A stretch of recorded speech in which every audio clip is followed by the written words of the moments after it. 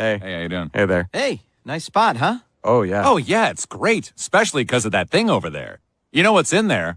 Corn. Really? Wow, I could go for some corn. You're dark, Raj. I don't care. Well, welcome back, everyone. We just ended a stream 2 minutes ago, and we're already back. We just couldn't wait any longer, but we're going to do the Galatasaray preview because tomorrow's just not a good day. Steve and I both have to work, so it's just not quite the good day. But we also have Daniele here. We might get a few more. We've sent the links out, but yeah, we got a Champions League game on Wednesday against Galatasaray. We're hosting them. You got any thoughts, Daniele? It's gonna be a tough game. Yeah, I was just looking at their goal distribution. Left wing scores, right wing scores, midfielders have goals, good assist distribution. It's gonna be an interesting game. I don't think it's an easy win. I'm gonna be an optimist and I'm gonna say 2-1 City. The wild card for me is, and Steve, please correct me because I haven't seen them play at all. Do they start Osimhen and Icardi together, or is one on the bench? No, one is always on the bench, and that is usually Mauro Icardi. Okay. The rotation that Galatasaray have is Sane, Shalai, Akgun, Barish, Barish Alper Yilmaz, and sometimes they play what's his face, Yusuf Demir, and then they also have who else did they freaking Noah Lang. They just bought Noah Lang. Is he eligible? He's not eligible. No, that's what I thought. No, he's not. So yeah, that's what Gala have going on for now. Question on their forwards outside of Osimhen and Sane, are the other guys are they dribblers? Are they pacey?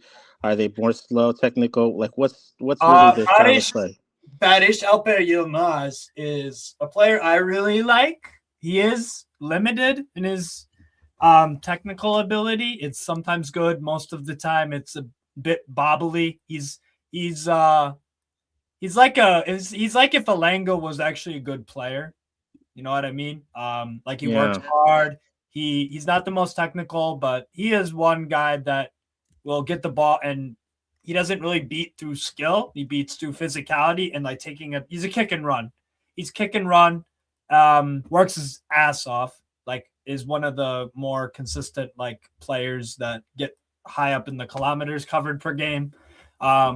He's a hard worker. He's a hustler. He's a try hard. He's decent shooting. Yeah, he's decent at shooting. He's not the best ball carrier. He's a guy that you want to pass to, and he shoots right away. Doesn't have too much time to think. Doesn't have too much options to kind of scan for. You just want to get him right to goal, shoot. You know what I'm saying? He's one of those. He's very Raheem Sterling-ish or Rashford-ish, just a Turkish version. So, in terms of not Cengiz Ünder, in terms of Yunus Akgun, they play him through the middle a lot, which is weird. And when we get to the predicted lineups, I'll get more into it. But like Akgun as an attacking mid is weird. Wow, you already got yours. You got your predicted lineups. So what are we doing here? Sofa scores. Yeah. Sofa score. We will build a lineup. We're gonna build one. We're gonna tell SofaScore to take a hike. We're gonna build one. Yeah, we'll do. I know my manager, and I know what he's gonna do. You might agree with that one, but anyways, big up Hatter's back. Akgun is weird as an attacking midfielder. I don't know why. Sometimes they don't play attacking midfielders as straight up number 10s. They Burak uses like Akgun as a through the middle, kind of like he basically wants him to, he's almost playing him as a middle winger to run in behind. Not to like hold the ball up or play make, but literally just run in behind with Osimhen 4 at a time. Sometimes that happens. So if it's Gabriel Sara, then they'll be more secure and they'll just play more centrally if Sara starts compared to Akgun. So that's what I got on there. The other forwards besides Osimhen. So Did I answer your question, Or is that Danielle? me? Yes. Did I answer your question? Okay. We need more of this Daniele Steve crossover. I might have to add him to the Hamza chat. Just so Yeah, go you for two it. can talk about players. Go for it. Go for it. Danielle, it seems like It's a Twitter chat. It's on a Twitter DM. Yeah, I'll add you. I'll add you, and then you guys can riff off each other about players. It seems like Danielle likes most of my player suggestions. Yeah. No, you were right about was it Tyler Morton? Tyler Morton. We were glazing him yesterday. Excellent player. Excellent. Yeah, we're gonna do more Leon watch-alongs. I heard you talk about them a couple of weeks back, and that really made me pay attention to the English boys in France. Yeah, the French league is fun to watch too, and they got a lot of good players. Steve does a lot of watch-alongs in there. They got a lot of good players, even on the not so great teams. Everybody in Liga has at least one very, very. Gahey is a good signing. Yes. Well, Gahey is a good signing. Right? Unfortunately, he can't play in the game. He's not eligible. Yes. Him and Semenyo are ineligible because of they have not been registered in the Champions League for Manchester City because they just they just moved teams. So those are two big losses, unfortunately. Yeah. Okay. So SofaSport thinks that we're gonna start Rico Lewis, Husanov, Elaine, and Ainori. I put it on the wrong side. I'm so dumb. I put your lineup on Galatasaray's side, and I put Galatasaray's. Oh, whatever. No, they're going Osimhen. Oh, Leroy Sané's playing on the right wing. Oh, that's interesting. So Baris Alper Yilmaz can play on the left, which I don't think. He must be the better player. I admit, I've not. I only watched that one Galatasaray game you told me to watch, and I'll admit I wasn't actually paying that much attention to it. Wait, what game? What game? It was. I think it was the big rival. It was the derby game. Was it with Fenerbahce? I don't remember. Yes. No, it wasn't. It was a derby game, and you just said watch this game, and I was like, okay, but I was like in the kitchen doing stuff, so I wasn't really watching it. Right. Yeah, sorry, folks. What do you think about the game, Mad Hatter? What are your kind of thoughts and predictions? So I don't know much about Galatasaray, aside from Oshiman and Sane, and of course Gundo. What Steve has been saying does not resonate very well with me and worries me even more, just because all I can think of is, okay, they're going to be wicked fast, and if we play a high back line, let alone a little bit slow, it could be brutal. So I'm worried. I don't think you should worry, though, if this is their lineup, to be honest, because I think they should be picking a better one. I think there are certain players that I think I'd swap around. If you want me to tell you, I can, but I didn't want to. What's been their Champions League performance so far? Like teams that they face, and what's been the score line? That'll give us a better indication also. Yeah, so we'll start with the first game. That was 5-1 away to Eintracht Frankfurt. That's when Frankfurt were actually they're still in their crazy phase of scoring a lot, conceding a lot, scoring a lot, conceding a lot. But they played too open against Eintracht Frankfurt, and they made them pay for it. Didn't they just fire the coach? Yeah, Dino Topmuller. This game, they fired the coach. Eintracht Frankfurt game was in September. Like September or something. Yeah, I'm going over their results game by game. So, and I watched that one, and yeah, Frankfurt were just on fire. It was a stupid. The thing is, Galatasaray could have scored 6. That's the insane part. And Frankfurt could have scored like 8. That was one of the most fucking nuts games I've seen in my life. Was that in Turkey or in Germany? In Germany. In Germany. Yeah. Frankfurt are very loosey-goosey at home. Yeah, but they score a lot. But they concede a lot. So, but like I said, that was a great game. But Gala played far too open, far too risky. Then they beat Liverpool 1-0. And they played actually very conservative and very unlike Okan Buruk. Basically, this Turkish... I'm going to tell you this, okay? Okan Buruk, the manager of Galatasaray, most of the time is a Turkish Ange Postecoglou. That's the comp. I'm serious. Oh, Jesus. Wow. Yeah, like he pays more attention to midfield than Postecoglou does, but he is very, very, very attack-minded and with the fullbacks and with the wingers and what he wants the striker to do. Depending on the midfield, what the role is. They got Martin.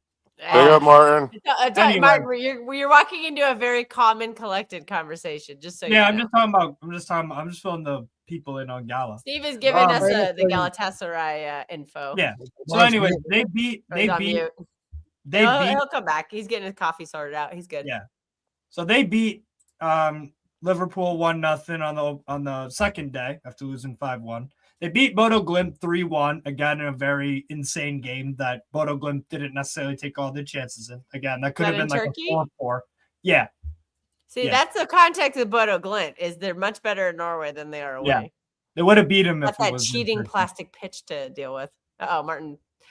He'll come back. He's probably then just sorting they- out his internet. Then they went away to Ajax when they saw their very, very scrub manager who's now at Spurs. I forget his name. He was so bad. All my days. John Heitinga. Yeah. So he's a scrub, awful manager. No idea what he's doing. So they walked into Ajax and beat him 3-0. Again, could have scored like 5 or 6. They lost to Union Saint Joa 1-0 at home. Gala got a red card. They then went to Monaco and lost 1-0. Didn't do enough there in that game, really, to get anything from it. And then they drew Atletico Madrid 1-1. And again, had a chance at the very, very end of the game, but what's his face? Oblak pulled off a great 1v1 Wait, save. they beat Liverpool, didn't they? Did you already say that? I totally missed that. I remember that game, though. Yeah. So basically, they lost to Frankfurt 5-1.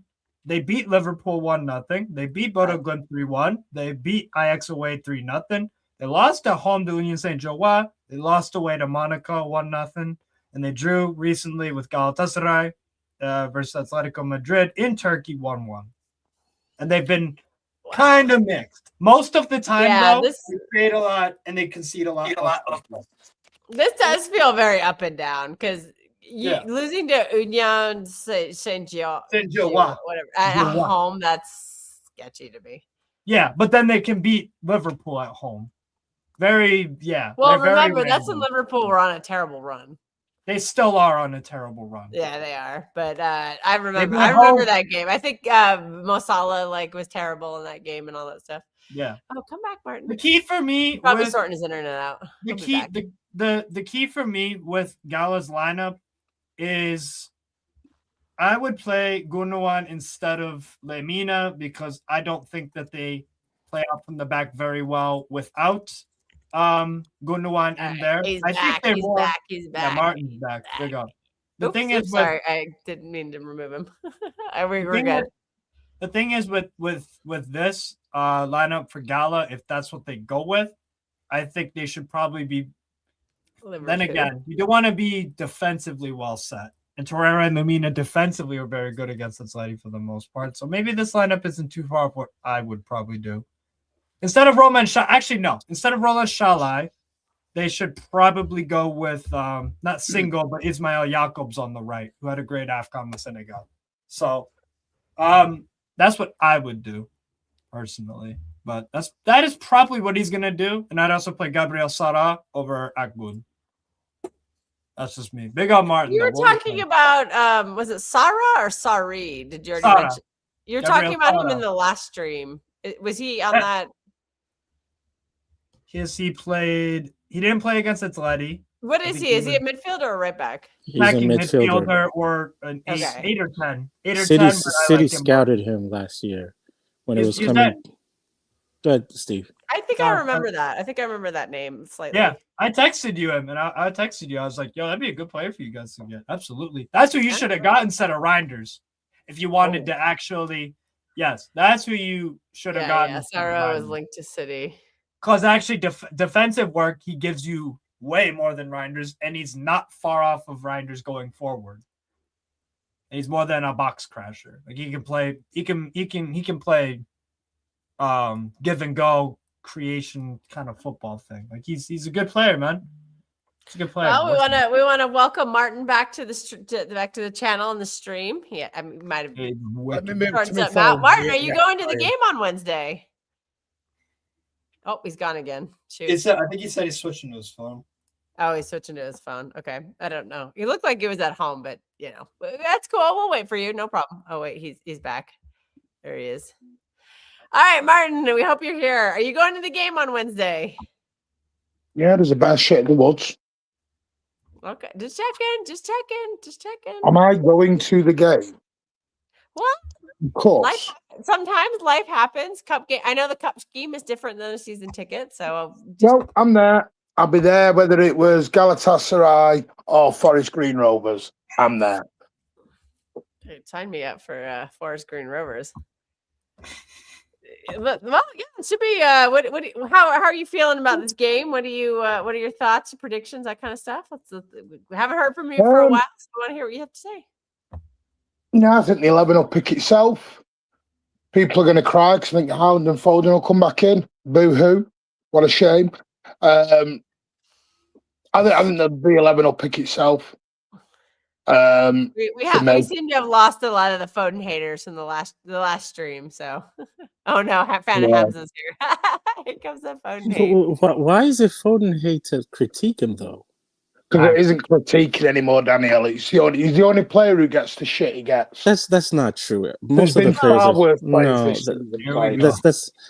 there've been far worse players, but it's fair to critique him right now. Well, Martin, I don't know if you heard on the last stream. I have started the Phil Foden Defense League. Please. Yeah, people are just upset because the fans at the ground back him. That's what they don't like. So they want to cry like babies. Deal with it. Oh, here they're back. Gundogan's going to run rings around our midfield. Yeah, this is the Gundogan they all hated. Rico Lewis is going to start. Joel, did you not see that Mateus Nunes was back against Wolves? So that means he's probably. I don't even think Gundogan starts. By the way, I don't think Gundogan starts anyways. So. Not true. Rico versus Son. I don't think Rico is going to start I this game. Rico I think Nunes is coming back. All right, fan of Hamza has been 12 times this season. Oh, Martin's been to every game pretty much. Well, why doesn't he act like the fans in the stadium then? Instead of acting like a little shithouse crybaby online. Oh. This is getting personal. Anybody, I gotta say, if you're not believing in Phil Foden in 2026, I gotta question you. I got a big question. Why? Foden's done a lot for this team, and like I said, they don't understand the ethos of the football club. But that doesn't mean we give up on him. They don't understand the ethos of the football club. This guy has blue blood running through his veins. It is fair to say, because for you to say why do people back Foden, then you don't understand the ethos of the football club.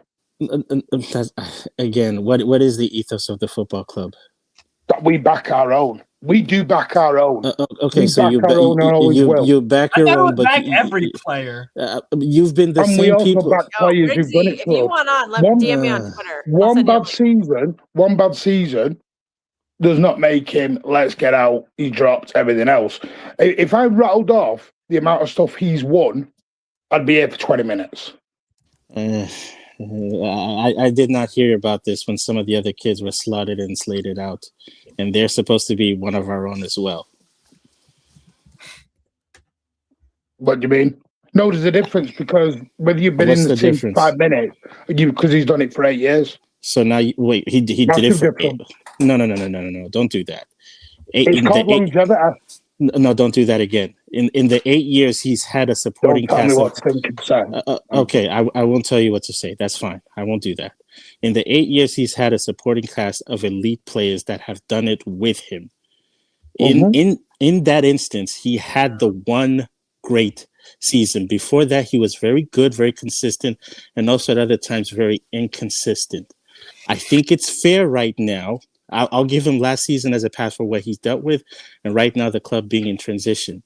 If this occurs again next year, it's going to be a problem, and the club will have to figure it out, and Foden will have to figure it out. It won't be a problem. This is the difference. Just a bit you don't understand. It's a problem for people not at the stadium. Okay. That's not me figuring people out. People in the stadium do not act like this, Daniela. Act like how? Act like how? Unless you're seated in every... Okay, stop. When he came on Saturday, he got a standing ovation. And I don't disagree with that. But unless you are seated in every seat in the stadium, no one's booing him. No one's saying don't give him a contract. I never said any of that either. Unless you're seated in every seat in the stadium, you don't know how everyone in that stadium felt about him. Okay. I speak to enough match-going fans, Danielle, to know how they feel. Again, unless you're speaking to everyone in that stadium, you can't say that about everyone. Okay, that's fair enough then. But I'm telling you what a lot of people say within that stadium. What do you want me to do? Everyone's entitled to their opinion. The people that you're talking to, other people. Do you know what it is with Foden? And again, this happens with all our players. Turns into a hate mob, and I don't like it. That's never been the way we treat our players at this football club. This has only come in since the treble. I would say, Martin, I disagree. Steve, with respect, I know when it's come in because I've been going to home and away for the nearly 40 odd years. No, I'm saying, I know how we treat them. Big up for that. Big up for that. I know how we treat them. I'm saying I think it happened before that. I think social media, when it's invented and it's more and more, yes, it's been around since social media. That's just one of the byproducts or one of the negatives about social media is that people can do this if they so choose. I agree. You know what I mean? I agree. I need to highlight this comment because if you think that Phil Foden was ever going to be the next KDB, your expectations are wrong. Just let Phil Foden be Phil Foden. How can he be the next KDB playing in the 8 role? Exactly. And also, just let Phil Foden be Phil Foden. He can be his own player, and he can be brilliant on his own. You know what I don't like? I'll tell you what I don't like. When people... If you're going to compare him to a generational talent, you'll always be disappointed. Just let him be Phil Foden. This is the part I don't like. When people rewrite history, they rewrite the history of players. Yes. Phil Foden carried us to our first Champions League final. I don't like. Well, forget that. False nine, Phil Foden and Riyad Mahrez carried us. I'm going to do this. Final. I had a show, Kelsey, I had a show earlier. Carried us to a league title, the last one that we won. I had a show earlier. Rodri was there. Exactly. So it was a Rodri and Phil Foden. This is what you're doing, Danielle. You're bigging up one player by putting down another player. How did I put the? How did I? Wait. How did I put? Rodri was there. You do realize that season that Rodri had has only been done by 2 other players in 25 years. Mm-hmm. You do. Can you tell me what was Foden's stats in the treble year? I don't know his stats. No, you don't know. I off the top of my head, I don't know. So I'm not going to say something I don't know. Wait, Martin. In all comps, was it 14 and 10? No, I'll get him up now. Because this is what he won the Player of the Year award on. I think it was. I think it was 20. I think in all comps it was probably 27 and 12. Over 30, yeah, it was over 30. It was a lot. Oh, so that was too low. Okay. Yeah, there you go. 27. FYI, when Phil Foden won Player of the Season in the Premier League, he had 19 Premier League goals. 19. That's incredible. Again, no one is dismissing that. But I think people are. They say he's a scrub now. No. Because you just said it. He had Rodri there. So you've just done it. Yeah, you just immediately he had a Ballon d'Or winner next to him. You want me to dismiss that? Ballon d'Or winner didn't. That doesn't mean you dismiss what Foden did. Where did I say dismiss what Foden did? Danielle, this is what I think you're saying when you say that. Okay, this is how I take it. You're saying Foden was the beneficiary, amongst other players, of Rodri having an outstanding season. Notice how I said beneficiary and not relied on. Yes, 100%. So when a really good, this is crazy, guys. You're never gonna believe this, okay? When your best player is playing at his very best at an unbelievable level, other players might play good too. They might benefit from it. Just to let you know, by the way, Daniela scored a lot of goals. Yes. In that season, it was in all comps, 27 goals, 13 assists. So we had 40 DNA. Beautiful, 40 DNA. So I was off by 1. I love Phil again. I am not I am not dismissing that, and he gets the accolades that he deserves. But I'm not going to sit here and dismiss that a guy that did something that only 2 other players have done in 25 years as that not being a reason why we were also winning the league. Yeah. That was last season, what do you think his GNA was in all comps? Considering he had an awful season, which I agree with. This is an awful season. Around 20 GNA. Was it Yeah, 10 and 5? Was it 10 and 5? 20, he had 20 G&A, 13 and 7. 13 and 7. That was in his worst ever season. Okay, and you got in Club World Cup. FYI, also, here's a stat for you. Phil Foden didn't go 365 days without an assist like certain other star boys. And this season, he's got 10 goals and 4 assists. Yes. Okay, While playing as an 8 for most of those games. There is, I think, with the people that the season before 15 and 8. Okay, 15 and 8 the season before. Season before that, 14 and 11. Season. I can carry on here if you want. No. You can keep carrying on. I'm not dismissing anything that he did. He was absolutely brilliant, but he was never the driver. They had other great. No one said he was. And so when I say was Rodri, you got triggered off of me saying that. I wasn't trying to put him down. Because Daniel, the way you used it. No, you when I said that about Foden, you dismissed it with a Rodri next to it. No.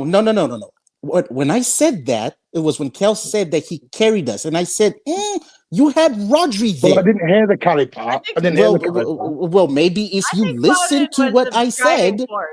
Rodri was a heartbeat, but Phil Foden got us the wins in a lot of those games.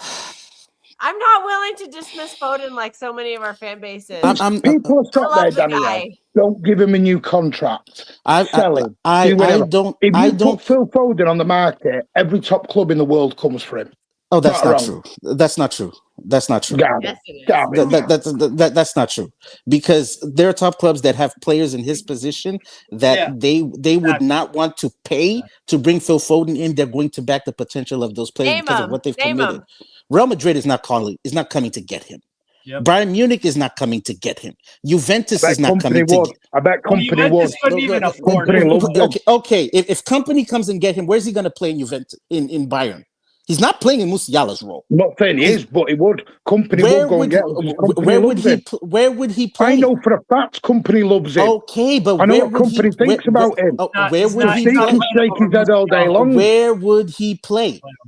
Where would he play in that Bayern team in the front line and in the midfield? Hang on a minute. Did Musiala and Wirtz not play together? Yeah, they did, and we clearly saw that. 3. And we saw what happened. And we saw what happened. And between the 3 10s, we know who is the actual 10 and who is the driver of that team and who's the guy that somehow Cunha over Foden. Cunha over Foden. What? You see what I'm saying? This is crazy. Martin, I think this guy's a United fan. Wait. No. Let's bring this back to actual substance. You said top teams. Do I think top teams would consider him? Yes. But do I think top teams would put in a bid and come and get him today? No, because you have to consider squad availability, age, cost, potential. And right now, Juventus, they're not going to put him in the 10 over Yildiz. They're not going to do that. They're going to bank Yildiz. Martin, this guy's a United fan. That's why he said Bayern Munich with Leonard Carl, they're not good. Today, if I'm talking just today, not what Foden did 2 years ago, today, Bayern Munich today, if they had the choice to pick between Leonard Carl and Phil Foden, it's Carl. It's a what have you done for me lately type of world. They're going to pick Carl. He's younger. That's the world. That's the problem. That's my issue. What have you done for me lately? This is the problem. I'm sorry. When KDB was on the outs, that's what I heard too. It's a what have you done for me lately? In the last 2 years, we have hounded players out on death threats and everything else, and then people go, they're allowed their opinion. It's social media. Who is we? That's Who is we? Yeah. Martin, you got to clarify. Here's what you should say. A small minority of your fan base have crossed the line and done. Okay, then. A loud minority. A loud minority. Yeah. Because we don't want to think that everybody on the stream or comments are all City fans. No, all right, Steve, you're not going to like this, and you're not going to like this at all. The Foden hate only comes online. Yeah. Yeah, Martin goes to games. He knows what the fans are saying. It only comes online. Wait. I'm curious. Online where? Because if you go to a different part of the UK and you ask them on how they feel about Foden, people that are on the ground, they'll say something different. If you go to Bayern or Madrid and people on the ground, people who are in the stadium. I can't go and ask somebody Devon how they feel about Phil Foden. But you just said people. It only comes from people online. There's people on the ground that go to the games as well to watch Manchester City versus their side. They clearly also walk away with a different opinion about Phil Foden too. Right, well, that's why we all clapped him on Saturday. I'm not dismissing that. Why do you keep coming back to that? Who's we? There's people in that stadium that didn't clap. Right. Okay, Joshua says that. How would you know from your fucking TV? Whoa! Don't cuss at me, Martin. Here we go. Don't cuss at me. Don't cuss at me. I'm trying to be polite with you. Don't cuss at me. Don't tell me something that happened when I was there and you weren't. I'm not dismissing what happened when you were there. You were in one section, not the whole damn stadium. Yeah. You keep talking like you were seated everywhere. I think I can see the majority of people. Oh, well, I'm sorry. So now you have telescopic lens with your eyes. You can see where everybody's seated and they're clapping. Hearing. What are we doing? All right, I know he's your guy, but you don't got to cuss at me. If you're gonna cuss at me, I'm gonna cuss at you.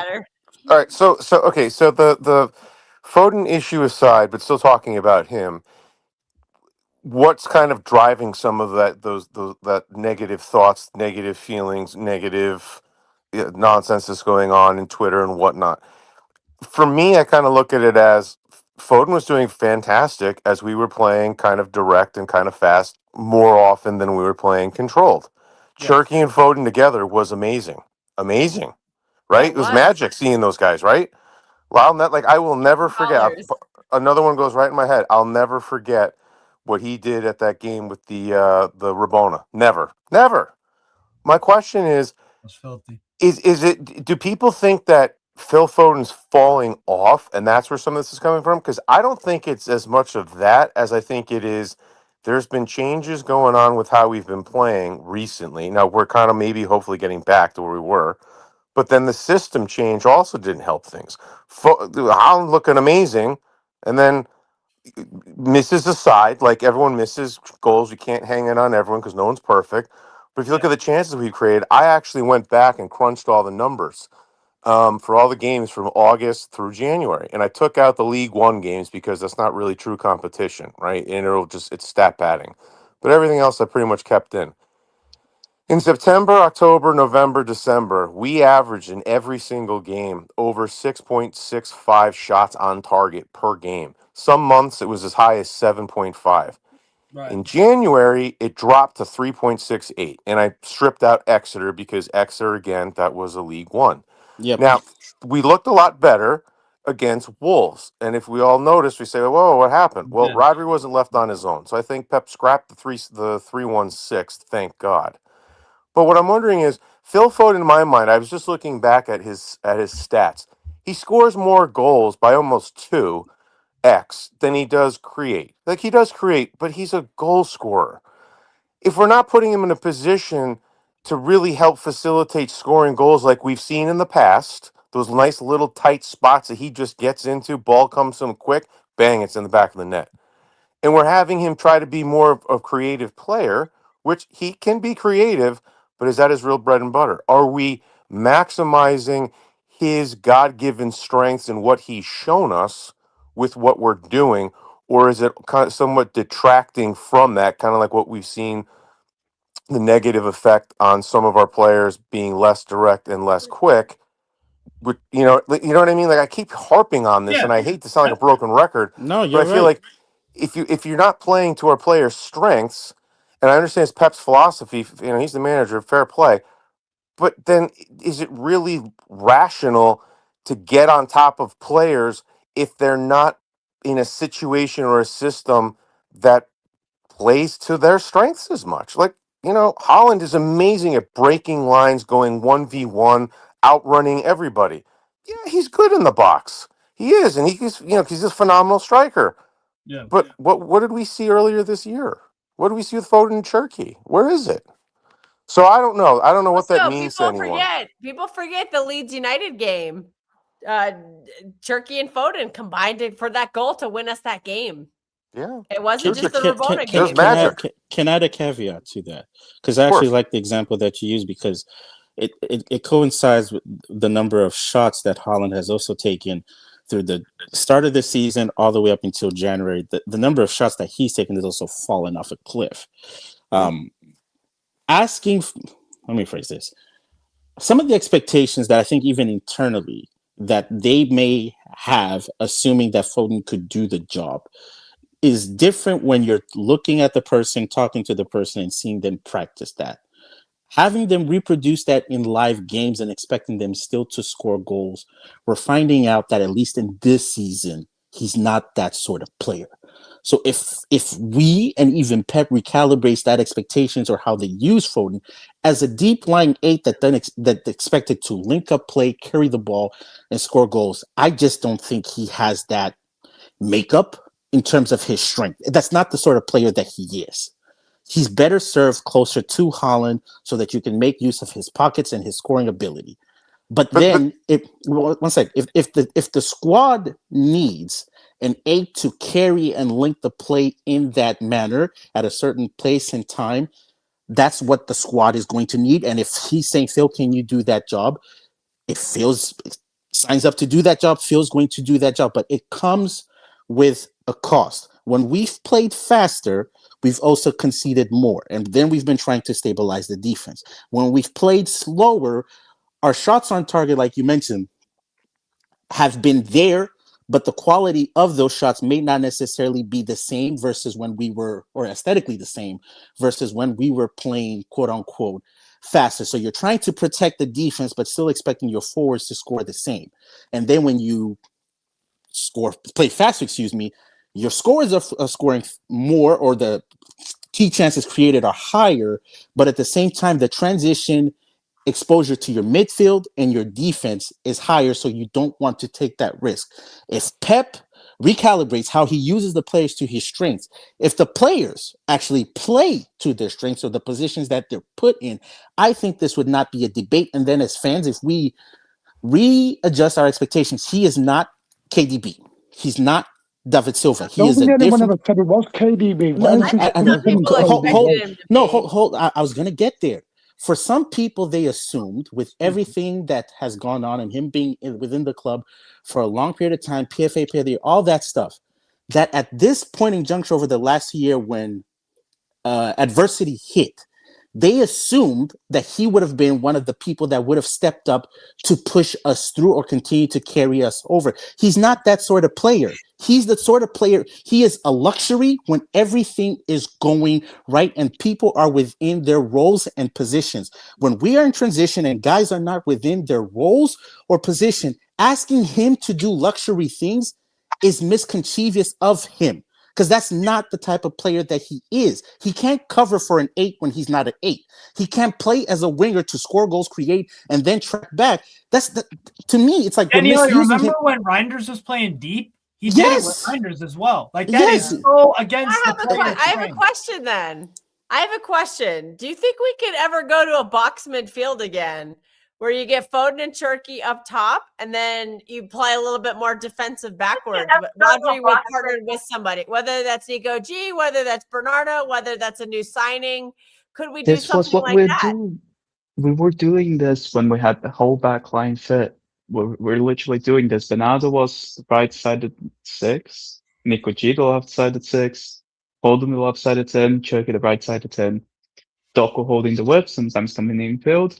Haaland up top, Nunes on the right side. We were doing this, but now we just don't have the players to do it anymore. Do you think Gahey can kind of help that, Spartacus? I mean, I know he's not Vardiol. I get that, but he's a better option than some other players we have. Or like he's a better option than Max Lane. He's probably better than 2026 John Stones. Again, this is not me slandering what John Stones has done. It's just the reality of where he is right now in the present time. But I think, maybe Diaz and Gahey can be a decent back line once Diaz comes back. I mean, I really liked what I saw from Gahey in that first game. I realized it was just one game. I need to see it in more games, but I was really impressed with what I saw. Yeah, but not to push back. Not to push back too much, but Spartacus, you got to remember, there were many games prior to when Gvardiol and Diaz went down. and we still had a pretty much fit attack, and chances fell off a cliff. That's So, true. so again, like I understand where you're coming from, and I get that, but there was also a lot of time where, like I was looking at, I don't have it in front of me, but I was looking at many of the games that we'd won. Thomas Muller does not deserve to be in with those names, by the way. What are we doing? That's a Bayern Munich. Thomas but Müller was one of the great Germans of all time. Muller is better than them four. But there was a lot of those games. Better.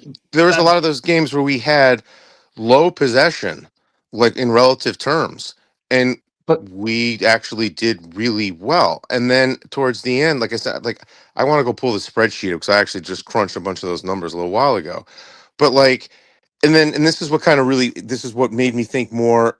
Like I agree with Spartacus on certain points. Like I'm not dead set against you saying we need to have more possession, more control. Not at all. Because what I also found, there were games that we played, many of them, where our possession was north of 60, even 65, where we did very, very well, but we still had 8, 9 chances. But I also saw other ones where our possession was low, but we still had 6, 7, 8 chances. So in my mind, I'm thinking to myself, then that tells me that we could, I'm not saying play both ways, but we have the ability to be able to blend it. Like, okay, how is the team playing? What are the things that the opposition is doing? Okay, hit them on the break now because we can do it. Like that one break, the beautiful one where ball went forward, Cherky hits it off his head right in the path of Holland. Holland's charging down, bang, goal. But we didn't play the whole game like that. It wasn't a basketball game. All I'm kind of advocating for, and again, there's the broken record, is it too much to ask or think that a happy median of the two, when applicable, makes the most sense because it gets the best out of our players, but then also controls things as well? Or am I just being too idealistic? I think in certain senses, yes, you're being a little bit too idealistic because going from one style to another one in the same match is very, very hard. The team has to be very in sync and very aware of when you're going to change it because the movement patterns are completely different. And for you to do that, you also have to be ridiculously press proven because you have to be able to change it on a dime as well. And that requires press provenness. It'd be interesting to find that. It'd be interesting to find out to be like how many, like which games, to go through all the games, to be like, okay, where did these goals come from? These goals came from fast breaks and counterattacks. These goals came from more methodical, slower buildup.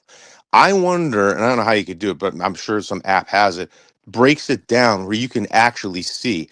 And if it's more like to your point, which it may be, I have no idea, where it's no, most of the goals in this game were because it was faster break and it shows, look, lower possession.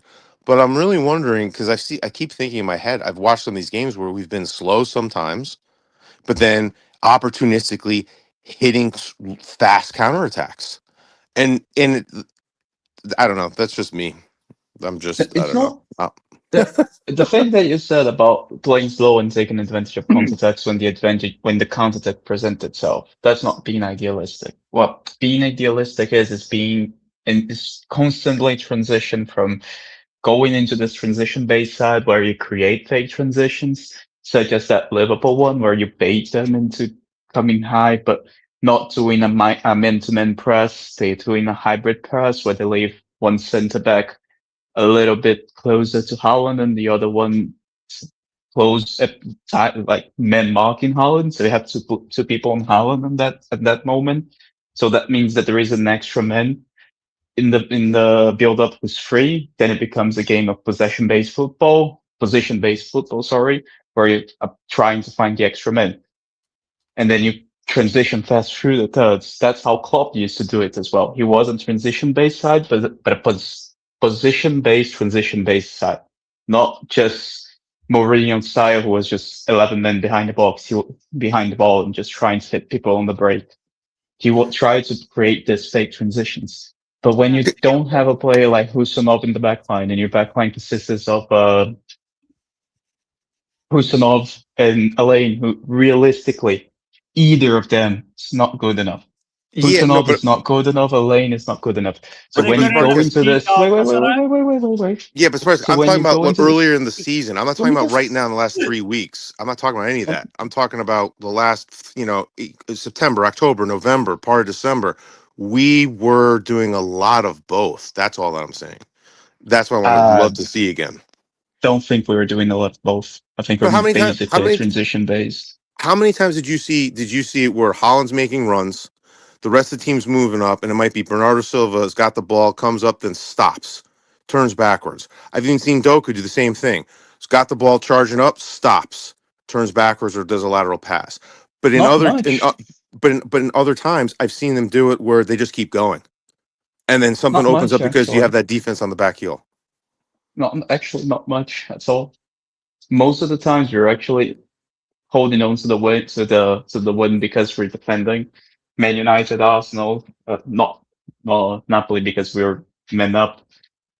But you can go for the games, Liverpool, all of them. We allow the opposition to have possession so that we can hit them on a break. But this only works. Bournemouth is another example of that. But this only works when the opposition wants to have the ball. If the opposition doesn't want to have the ball, then you can't really do anything. If they don't want to press too high, you can't really do that. So it becomes a game of possession. For example, what happened to Villarreal? They didn't want to have the ball. They didn't want to press us high. So we held possession and were able to break them down because of that. And that was probably one of the best games we had all season because it was a full 90 performance. We were good in the first half. We were good in the second half. Who was that again? Usually, Villarreal, I don't know how you say it. Villarreal. Okay, I got you. I'm sorry. Yeah, Villarreal. Okay, I got you. So that was a full 90 performance. Brilliant first half, brilliant second half. Most of it was because we were able to have players running the channel and they were not willing to come high and press us high. They allowed us to recycle possession constantly and basically in a mid block for the whole 90. Then the wingers, more Savio than Doku, were able to shine because they had runners in the half spaces, so they could activate those runners with passes. First goal that Rico assisted, I think, was to Haaland. He makes the run into the half space. Savio plays him on. He cuts it back. Haaland gets the tap in the far post. Or they can have the second goal. One thing. People can do all this. I was going to ask Spartacus in a minute if you want to give his thoughts on the lineups. But sorry, Martin. People can do all this bitch. People can do this bitch, moan, whatever they want. Phil Foden's getting a new contract. Phil Foden is getting a new contract. Rodri and Gavardiol, yeah. City said the kid. Listen, for the next 10 years. The club are not listening to fans. Khaldoon, Pep, Elder Board love Foden. They are not selling him. Come to grips with it. Deal with it. He's getting a pay rise. He's getting a long-term contract. Good night, Vienna. Accept it now or move on. Choose. It's up to you. Doesn't matter what I think or what somebody else thinks. And I'll also say a deserved contract. Or what Liam West, the clown, says in the chat as well. Because Liam West thinks it's good to come up with a dupe account and doesn't think YouTube shows me the accounts he's got. Yeah. What a wallet. Yeah, Martin is a moderator, so Martin, if you need to take action, go for it. If you want to ban the guy, if you want to mute him or whatever, please. Anyone in the chat impersonating Martin, just cut the shit. Go get a bitch. Hey, Steve, you get used to it. Get some productive. Martin. No, I'm not having it. I'm gonna tell them, and if they don't, I'll fuck them up. All right. Whoa! We do not advocate violence, but I appreciate that. But trust me, mate, I don't need your help because I could mess half of these up in 5 minutes. I don't tolerate that shit. I don't do this online harassment bullshit. I just had something happen a few months ago. I don't fuck around with any of that. So, in the chat, if you're, the policy of the channel is we do not advocate violence. The thing is, Cal, 90% of these, 90% of these wouldn't say this to my face. If they said it to my face, they wouldn't be here for much longer. They're fucking losers, and they need to go and get a social life. Damn, Luke is getting 100. But anyways, aside from that, anyways, Luke's paying for our game tickets. I just wanted Spartacus's thoughts on the projected 11s for both teams and what he thinks about Gala in general, because this is a preview. This is a preview, so I always saying haven't really watched Galatasaray at all, so really comment on them. Are you familiar with any of their players? Oh, of course. Like I've seen Torreira play, I've seen Davison Sanchez play, Bednarek, Usane, Yilmaz, Osimhen. I've seen a lot of them play, but I don't know how they're playing currently. I don't know how good they are, how bad they are, how much they've fallen off, how much they haven't. I can't comment on that. Okay. Well, who do you rate on their team? Is it only Osimhen, or do you still think Sane is good? Or in theory, Osimhen, Sane, and Yilmaz. But again, in theory, because I haven't seen them play since probably Osimhen was at Napoli and Sane was at Bayern. So. Yeah. Okay, first. And then, so what do you make? What do you make of? What do you make? Doku. I think we should. Why don't we do the lineup builder, Steve? Steve, can we do a lineup builder? Yeah. I just wanted to. Let's do a group lineup builder. I have a feeling we're all going to be on the same page. Yeah, we can do that. What do y'all make of your projected lineup? Do you think that's what it'll be? No. I think Nunez. Okay, Donnarumma is going to be in net. I do think that I think Nunez will play right back. I think Kusanov will keep his place. I think Nathan Ake's coming back. Ake's coming as a left-sided center back, and Ryan Aït-Nouri. I think the midfield. I think it'll be Nico O'Reilly, Bernardo Silva. I'm putting Phil Foden in there behind Erling Haaland. I'm putting Omar Marmoush at left wing to invert in, and then Haaland, and I'll keep Turkey in there too because Semenyo can't play. Can I ask a question? You know that back line because I'm playing Nunez, Hushinov, Ake, Aït-Nouri. Yeah. Bernardo, Foden, O'Reilly, Turkey, Haaland, Marmoush. Mm-hmm. I would play Marmoush as well. I wouldn't play Reinders, but I thought Reinders was awful the other night against Wolves. So what Steve posted was a SofaScore projected lineup. Yeah. I don't think Tijani's going to play. I think Tijani has. Here's the thing that I was going to ask Daniela. Right. I don't think he's going to. Hang on, right. I was going to ask Daniela this. Right. Why has Foden gone deeper into the 8? And why can't we do what we did at the start of the season with Cherky coming in off the right? Why can't we do that? Because that was when you were getting the best out of Phil Foden. Phil Foden is better near the striker. Pushing him back into the deep 8 role is wasting. Agree. 1,000%. I agree. Yeah, I think we were doing behind Haaland, and if he has to go get the ball, he can. And listen, I don't hide it. Phil Foden is my favourite player, but I will call plays out. I've said Foden has been crap for the last few games. I've said that. What I won't do is the over-the-top stuff that's going on. And that's my issue. We go over the top with Haaland. Yesterday, I heard a show. Well, I'm not sure about Haaland. I'm not sure about Rodri. And I'm not sure about Foden. That's like Arsenal selling Declan Rice, Saka, and somebody else out there. Gabriel. That's just crazy. Yeah. Oh, I had an Arsenal fan message me in a sports chat saying that they should sell David Raya. So if you think City fans are losing their mind, can we get him? Trust me, the Arsenal fans are also. My thing is, my issue is constructive criticise players all day long. I think it goes beyond that. People go into really nasty stuff. And that's the bit I don't like online. It gets too nasty and too personal. You know, everyone goes, well, Foden was crap last season. We all know why now, because it came out. And then people go, well, no, that's just a bullshit excuse. Well, when your family members have got disabilities, we'll see if that is. It's just people are just not thinking logically anymore. Yeah, because they want their new toys in. They want new toys in. They want the new players in. This is why people are saying, well, I'd even consider selling Rodri now. Rodri and Foden have got 18 months left on the deal. They ain't got time to wait.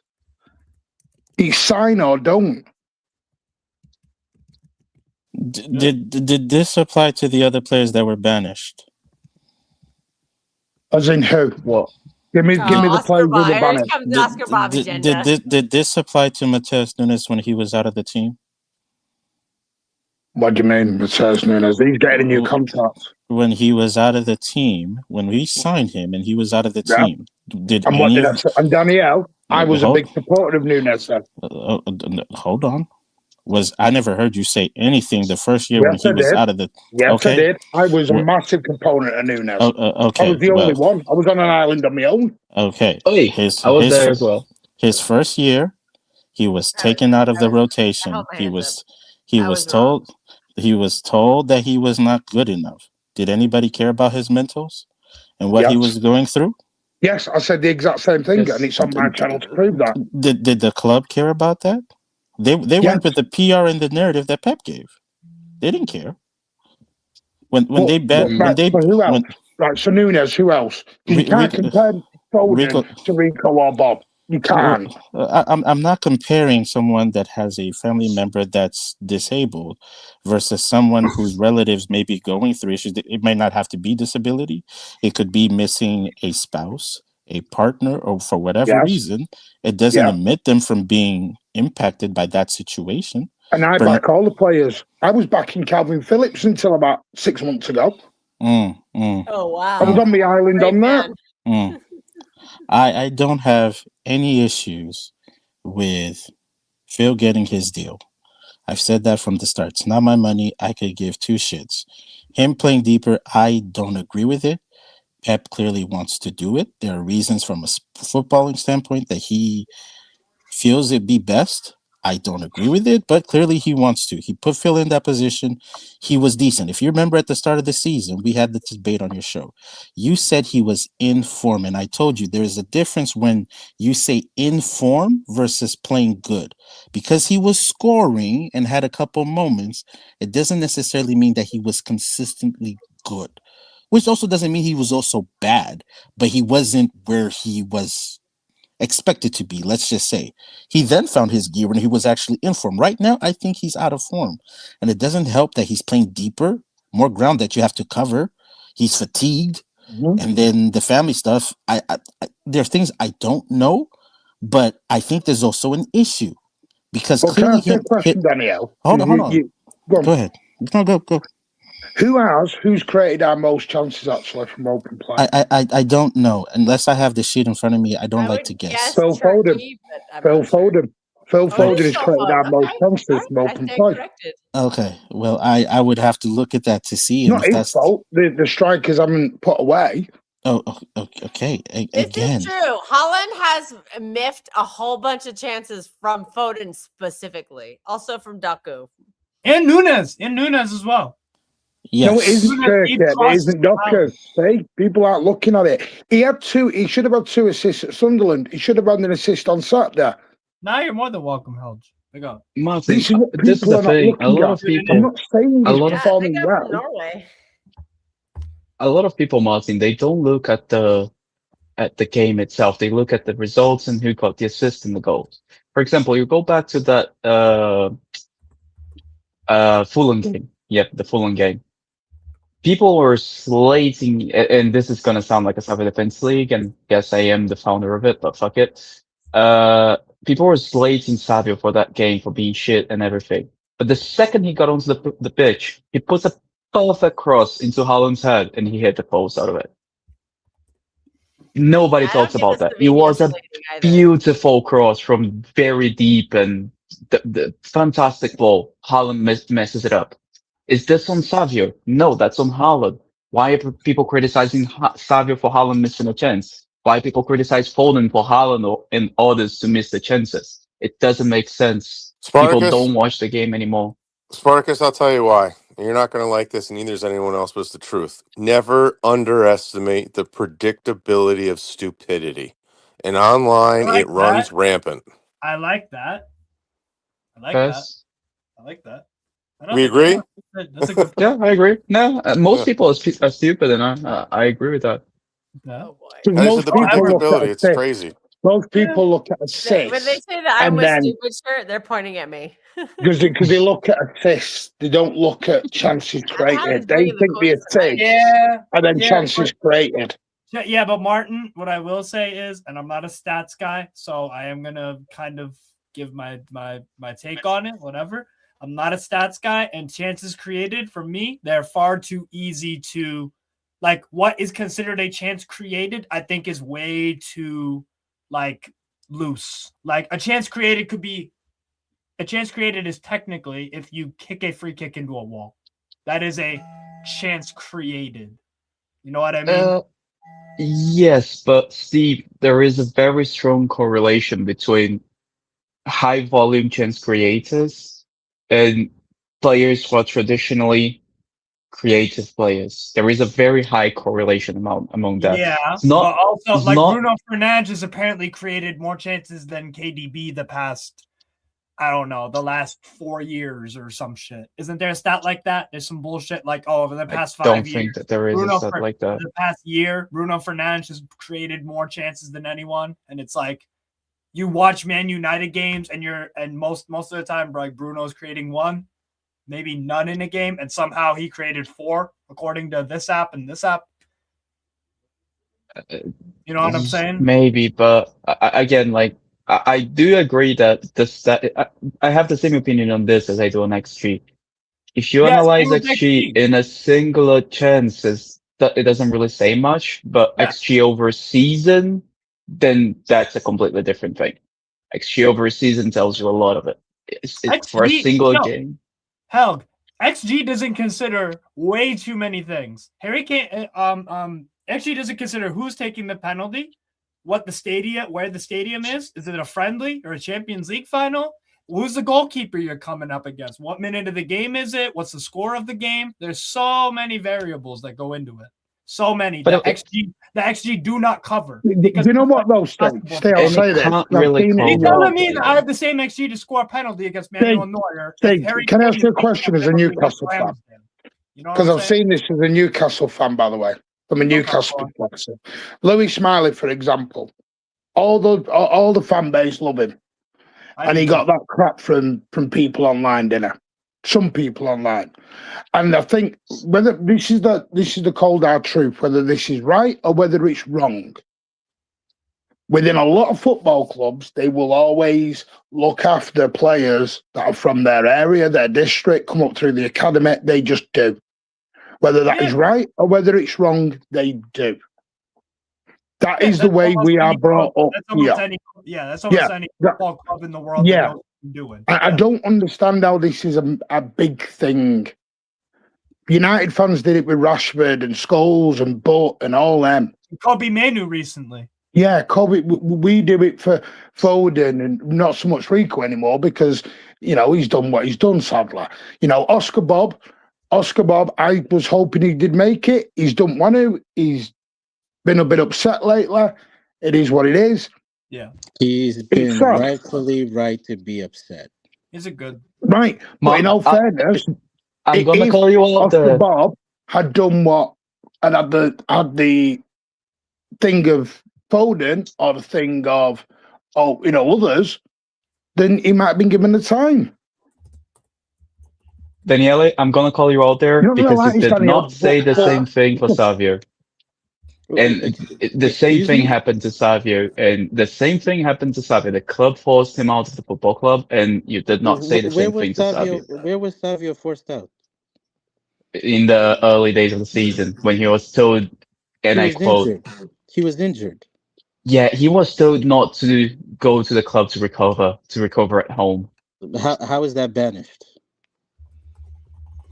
Daniela, he's told to recover at home. Don't use the club facilities. Oscar Bob turned down the chance to go and get a test. That was why Pep was upset with him. He said, come in, get a fitness test. Oh, you got asked to come in, have a fitness test. Correct?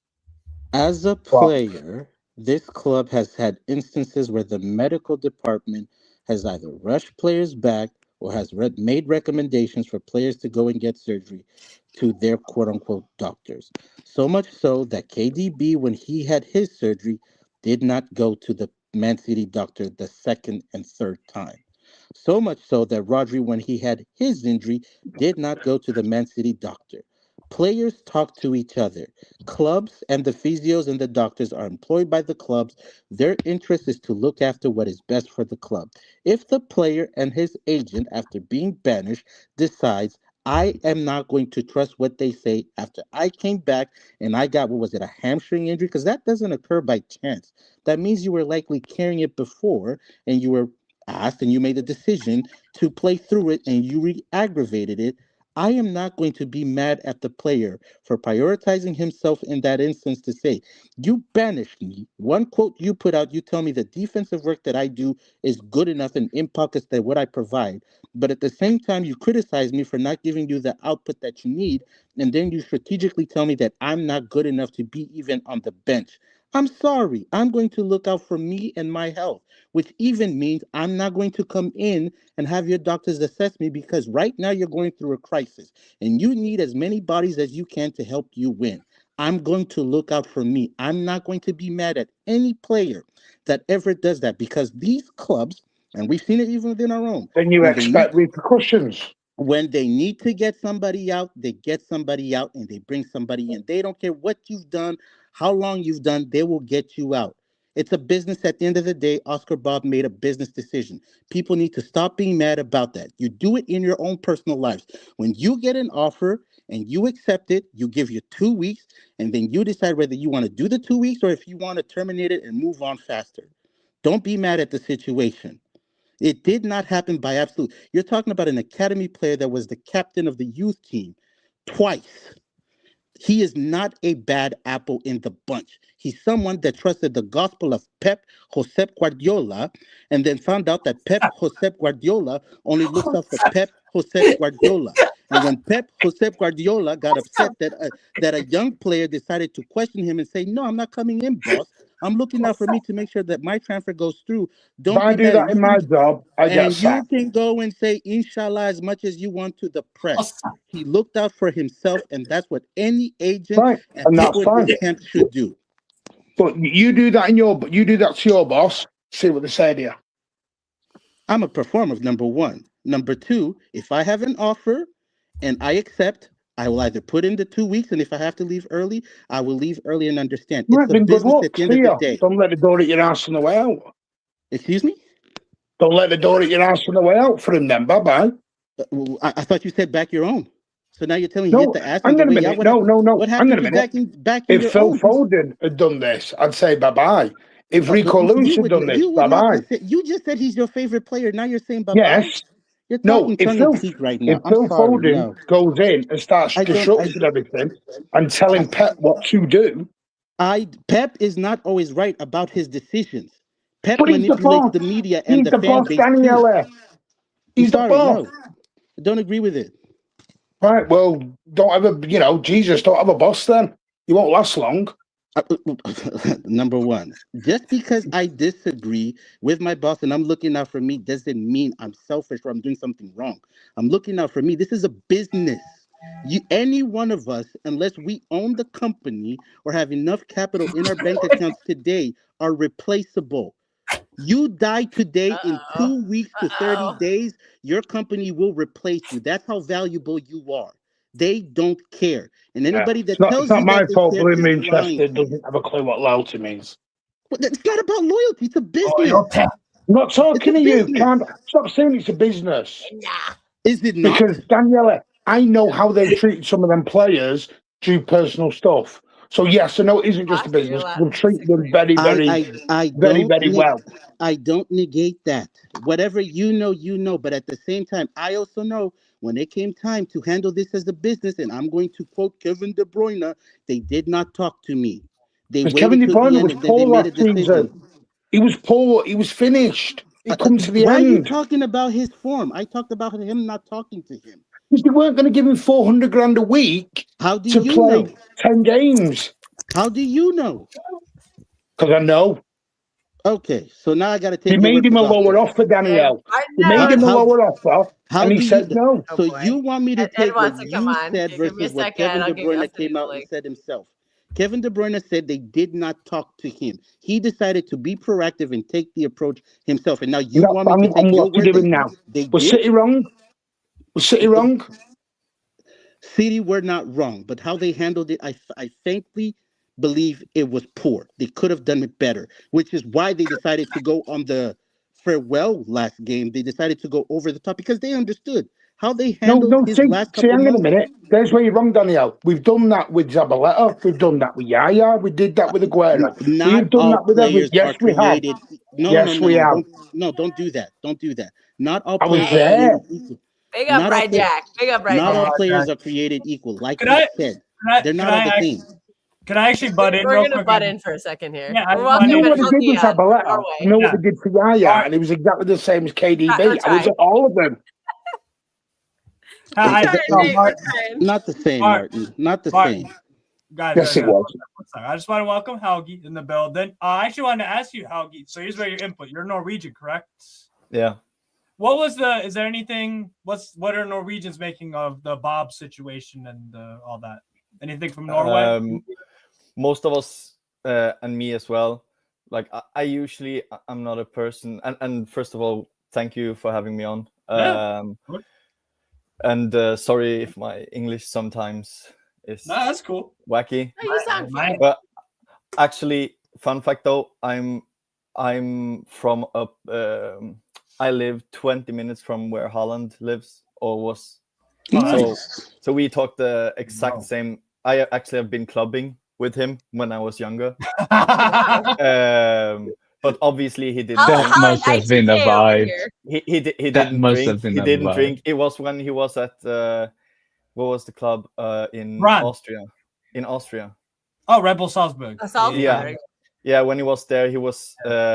We went to like a brown, old rundown, a brown rundown pub, and I just came on and I stood in the queue for getting in, and then I saw like a big guy standing on a table and doing like this with his hands out, and I was like, "Who's that fella?" And then I went to the queue, and I'm like, "Was this alcohol too strong, or is that Holland?" But yeah, so we are from the exact same place. Both of us are from like the. Is it Brent? Is it Brent? Bryne. Bryne. You would say Bryne, but the place I'm from is like 15-20 minutes drive, but it's the same. It's just fields, cows. Like we don't ever see human beings here, so yeah. But I'm also half Italian, so that's why. Probably. So it's for Juve. Okay, that makes sense. Yeah, that's Anche why parli italiano, te? No, my No. Okay. I Hey, Spartacus. Spartacus, I have you only ever gone clubbing with Savinho? 1 minute. I'm just No sending comment. some I'm stuff happy. to I'm happy. I have. I'm just sending Martin. some stuff to Daniela, by the way. Fine, Martin. That's fine. You're gonna send it happy to I me have- too? I'm No, sending him the Yaya goodbye, the Zabaleta goodbye, the company goodbye, and it's exactly the same as De Bruyne's. I was at the Yaya Also, Ed is here. Welcome, Ed. We got bad. So, Anyways, so what were to you say they saying? weren't the same is madness. Helgi, what were you saying about There was no way they were the same. Why you keep trying to say that to be right? They were not. Because I was in the ground. You get a room, man. We're very petty here, Helgi. I was I in don't the have ground, a room. Daniela. Martin keeps trying to be right. Get a room, according to Let people Ed. speak. Let other people speak. Listen, I'm going to be right when I'm in the ground. Jesus. Right, two old men arguing. Martin has that on all of us. Martin Okay, you know actually what, goes Martin? all Go the- ahead. You're right. You are the ultimate ITK that knows what everybody Have thinks. I and You're said at the that? ground. Have I said that, Daniela? I'm the ultimate ITK, so don't try and be a clever ass. No. Go ahead. You were In the middle of Martin it. has never claimed to be the ITK, but he says he knows the ITK. Just to clarify for anybody who might be confused, Yeah, Martin yeah, has yeah. never said He knows I the am the guy who ITK. knows it. He knows the Just guy to who knows clarify, we're Yeah. not coming in on Martin for that. Can we go back to my boy story? Oh, but don't forget I'm bullying. Don't forget I'm bullying everyone. Oh, here you go, Mr. Sensitive now. Helgi, go back to Helgi, Hey. go back to your story. Stop about taking my a boy. piss. You two stop taking a piss in contest, okay? No, I was This just is not a saying. pissing contest. Martin gets triggered off of shit he shouldn't No, get triggered no, off. what it is And that you they like can to give talk it. shit. Wait. They give it. No, They give Martin, it, but they I'm can't gonna referee take this. it. To I'm gonna chaos, referee Helgi. this. Welcome to I'm gonna chaos. referee this. Danielle, you like to talk. Petty shit, bro. You get sensitive and Petty, talk petty, shit. petty I seen you get emotional on the mic. What shit have I been talking? I Okay, back my when shit people with talk facts. shit to you, you get a little defensive. So let's both I cut it do, out. and I admit when I'm wrong, and when I don't know something, I say I don't know something. I don't speak in absolutes. Okay. There you go. Go ahead, mate. Go ahead. Helgi, go on. We will be quiet. I'm going on mute. Oh, yeah, no. First of all, I don't speak Italian because I only spoke Italian till I was about 5, and when I started the kindergarten, I couldn't talk to anyone because I couldn't Norwegian. So then my family decided to just ban Italian at home just so I can learn. So I never learned. Yes. Yeah. So that's. But I'm doing Duolingo, but it's a journey. It's shit, mate. Duolingo It shit. is indeed. Duolingo It is is. indeed. I heard they went down the toilet. Yeah, you can use it for like 3 years, and you can barely say ciao. So yeah. But yeah, about Oscar Bob, I'm not usually a person that likes to kind of agree just with the papers and media and what everyone says, but I actually agree with the whole country seems to be thinking the same. Everyone is happy for Bob because like making it in the Premier League shouldn't ever be like, if you play for a mid-club table Premier League, you're like 1% of the world. You're still very lucky. So people are like, oh, Bob's shit. Bob will never this and that. Like, he's an amazing player. He's not a City player, but like that's 0.0000000% of the world can play for City. So like that's not even an it's not a shameful thing that Bob didn't make. So we all love Bob. We think and we know his personality from he was a kid. I've seen in Norway we are a small country, so we have seen this like when he was 12, 13, they talked about him already. Wow. And he's just a really nice guy. But is he an arrogant guy? As a Juve fan, me personally, I don't like nice guys. I like nasty footballers. I don't like Diego. I don't like Diego Costa. I don't like Mascherano. I don't like nasty in that way. I like nasty in the sense of more like. Pepe? This has gone left. You're talking about nasty. No, that's like nasty in a way. I mean more like a Chiellini, more like a Gattuso. You like the dark arts? Yeah. Not too dark. Not dark. Not too dark. Felipe Melo? Question mark. Felipe Melo or Nigel de Jong. Nah, Felipe Melo was bad. Felipe Melo was just as bad as Haaland is Pepe. Haaland is the perfect example. Guys, don't give Martin shit, please. Be nice to Martin in the chat. Alfie, can I ask you a question? Can I ask you a question? Because I also did ask people in Porto when he was supposed to go there, and because this whole notion that he's got this temperamental personality, blah blah blah. Who? About Oscar Bob. Is he that type of person? Because everything that I've heard about him, that he's more team oriented than being quote unquote a selfish player. So when 100%. I've heard that he's been asking for a move or has been upset, to me it's been counter to everything that I've ever heard about him. Your question was, do I think that he has asked for a move? No. About the attitude. The attitude. I think you all have watched him play. What would all of us have different opinions about everything, but I guess everyone would agree on this. When you see that guy has the ball in his feet, do you think he loves even sex as much? No. He loves. No, but he loves. Yeah, Bob my point is, he loves playing football more than anything in the world. More than sex? Oh wow. Yeah, 100%. Officially turned into a space. Is he Manchester City level? Then we'll be talking about Manchester City level. Where's Dylan? Yeah, but Dylan, my if you're in the chat, we'll get you on. Yeah, my point is he is a team player. He is humble, team first, and everything. But at the same time, he has what do you call it in English? When you have when you can belief. No, when you can when someone is deluded, the opposite of that. Arrogant. When you're like self-conscious, when you can see yourself for what you are, and I think he is humble enough he is humble enough to see that even in 5 years he probably isn't good enough to be a starter in the Champions League final.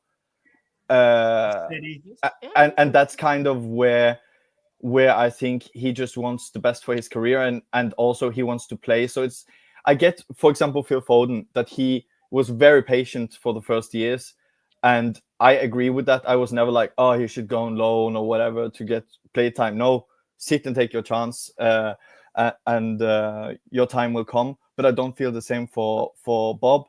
So the general consensus is in Norway is everyone thinks it's the right move. Everyone thinks he should go and play every week a place. And for people like Savinho, Doku, and others that are like in contention, in and out the team, yeah, but I see a potential maybe in the future that some of those guys can be a starter for City. But I don't think either Pep, Bob, or Norway or the fans see kind of the same in Bob. So I think it's a good move. Do you think he should go to the Bundesliga? You think he's better fit to go to the Bundesliga right now? Or? Spain, 100% Spain. Yeah, 100%. Oscar Bob to Spain. Okay. So that was my last thing about Bob. The only criticism I would have if I was his advisor or whatever, I wouldn't have picked Marco Silva. Yeah. That's the only.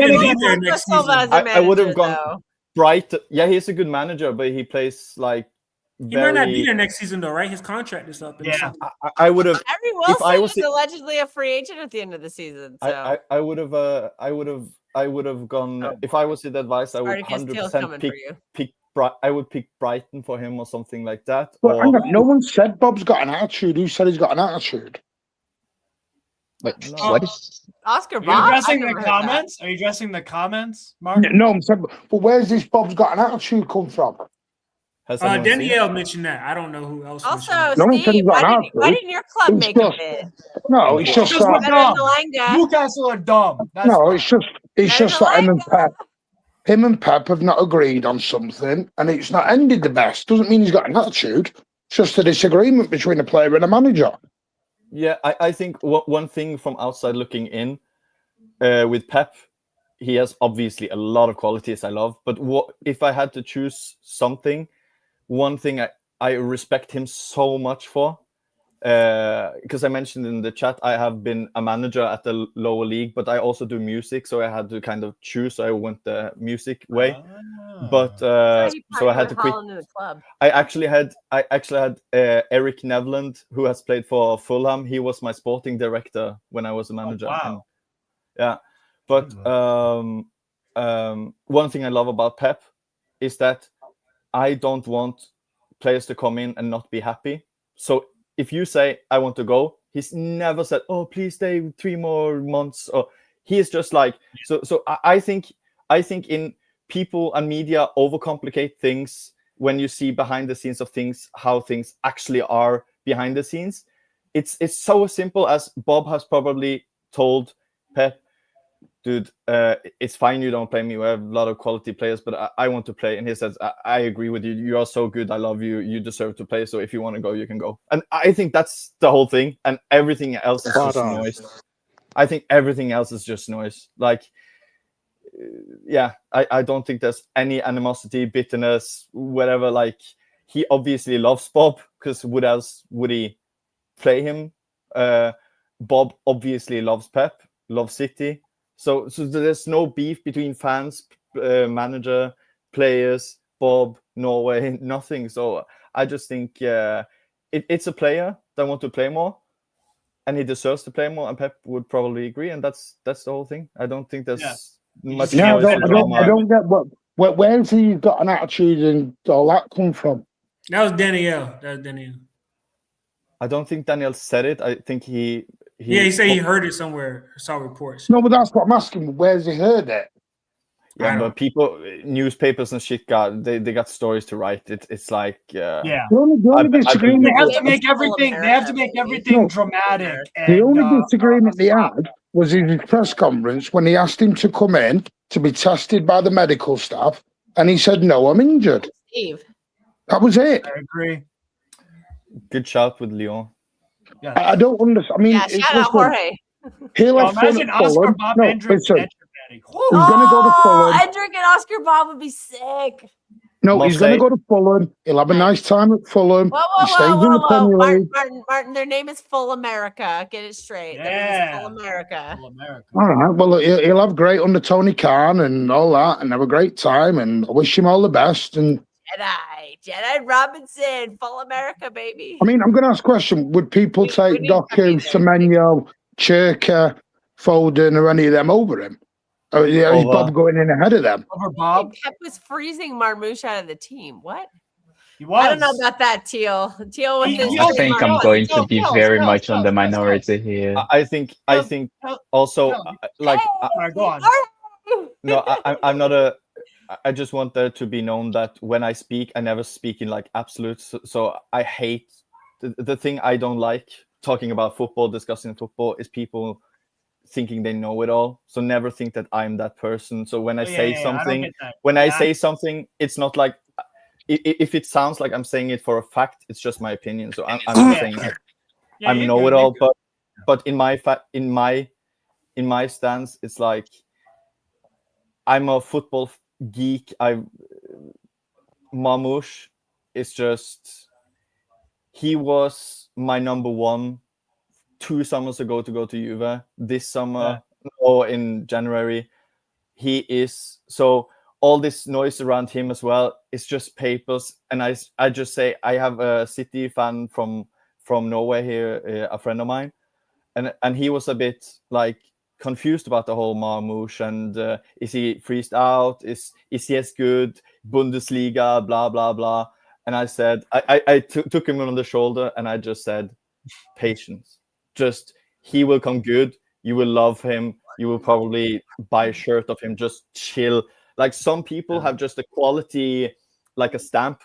You don't like, if it's like, I would say to every City fan in the world, if I could, like, chill out with Marmoush. He's so good. He's so good. So if you haven't seen him now, if you don't believe it now, you will say, okay, Helgi, you're right. In a year, half a year, I don't know. But I promise you, he is one of the best. I love Marmoush. I've got 2 questions. I have seen Marmoush needs to be starting more games. I'm sorry. Can I ask you 2 questions very quickly? Yeah. One, where do you think is the best role for Marmoush? That is a good question. I think it's if I was the manager, I see him as a type of support striker coming in from the left. Yeah. So if I was spot on. Yes, so if I was City, sorry Martin, but I don't rate Foden. I think yeah, I know. I think it, but I think he's very good. But Mancunians massively overhype him. He is very good, but he's not crazy. He's not crazy. And City. Be careful. We got it very good though. We got it very good. Yeah, but I wouldn't. Let me say this. I would start him in Champions League finals, I really rate him. But in my best 11, I would have Cherki and Marmoush in like those half spaces between Haaland and the 3 in midfield, and just compact the middle and just have overlapping fullbacks, because then you would like compact the midfield. So every team you had, imagine all those, you have so many good ball playing players. So Foden could play in the Cherki role as well. And you had everyone like compact in the middle like this, crammed up. No one could take the ball. It would be like a rondo. And then you had the flanks would be so like full of spaces. And then you have O'Reilly and you should buy a new right back. But yeah. You don't rate Nunes. Wait, who will be your midfield 3? Who will be your midfield 3 in that formation? Oh, you have so many good players. I would actually maybe, about Foden, I would actually maybe Reinders, Rodri, and Foden in a 3 midfielder, maybe. Because one thing I really like about Foden is that Reinders, Foden. Okay, that's what I would do as well. Because Foden is so. I think he's probably one of the hardest in the whole Premier League to take the ball off. Yes. So that's why the reason why I say I don't rate him is probably because he's playing in every position I wouldn't play him. Not that Pep doesn't know better than me, obviously not, but I just think when I, for example, look at Saka, I think he is also a player that is massively like misunderstood. Like I would never say use it louder. him. Say it louder. Say it I louder. would, yeah, but I would never use him as a winger. Like his biggest weaknesses is goals, assists, and one-on-ones, and that is literally a winger. That is literally a winger. He sucks at one-on-ones. He never scores goals, and he has few assists. You're not allowed to say that. I would put him in the midfield. I would put him as an 8 because there Bukayo he has Saka all. in the midfield. Yeah, in an 8-3. Oh wow! You think he has the because he has position? every. Imagine, think of, yeah, but think of Iniesta. Players like Iniesta. I think Foden, Saka, those close control, but they couldn't score a lot. Like Foden is obviously more lethal than both of Iniesta and Saka, but I see more like they're not dangerous to be. If you imagine Mane and Salah on the wing, compare that to Saka, compare that to Foden, they're nearly not lethal. So I would put, for example, Foden then in the midfield with Reinders and Rodri, and that would be a very good midfield. And then have Cherky and Mamouche, like doing all sorts of crazy things behind Haaland. I can't wait for my Foden signs a new contract show. I am going to trigger 99% of people. He's going to hit like crap. We'll get Mateus on. He's going to hit like crap. Let me ask you a different question, because me and Danielle was talking about this. I was going to say the second question. No. The second question very quickly. Very quickly. Can I just throw one thing to Blue Moonchester? I ain't rattled, mate, because my guy's getting a new contract and he's getting paid very well for it. Would you? I don't get rattled. Would you take Elliot Anderson in that 8 role over Reinders? Yes. In this setup, yes, you have to. You no, need go get Tyler. No. Go get Tyler. Go get Tyler Morton instead. You can save him. Tyler Morton. I watch. Trust me, we're high on Tyler Morton. I watch Serie A every weekend since I was 6 years old, and I still do like every match. Like Anderson's, you all must remember one thing: Anderson is English, so he gets overhyped. Number 2. Oh God, here we go. No. Well, He's honestly, really there's good. a difference between an English person being overhyped when they're playing in England, but some of the English players abroad are very underrated. Yeah, but my point isn't. I didn't realize we had to class players on what the bloody passport was now. Jesus. No. My point is that I don't think Anderson is overrated. That's not what I'm saying. I'm just saying sample size matters. So he hasn't been good for 3 years even. He has been good for 1.5 years. I really rate him. I think he's one of the best midfielders in the league. So don't get me wrong. I'm just saying.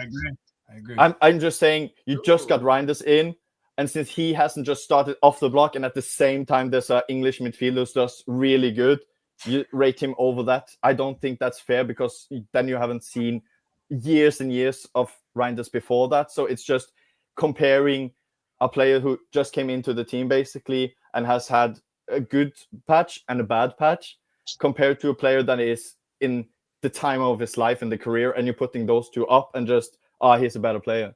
I just think yeah. And you could have both as well. You could have Rodri, Reinders, and Anderson. What a midfield that would have been. So yeah. Can I ask you one? No, the last thing that I wanted to. How much do you rate Savio? Oh boy! Oh my God! Context. Spartacus is our Savio defense league. Founding member of the Slovenian. Okay, can I get what's everyone's? You're looking from an outside.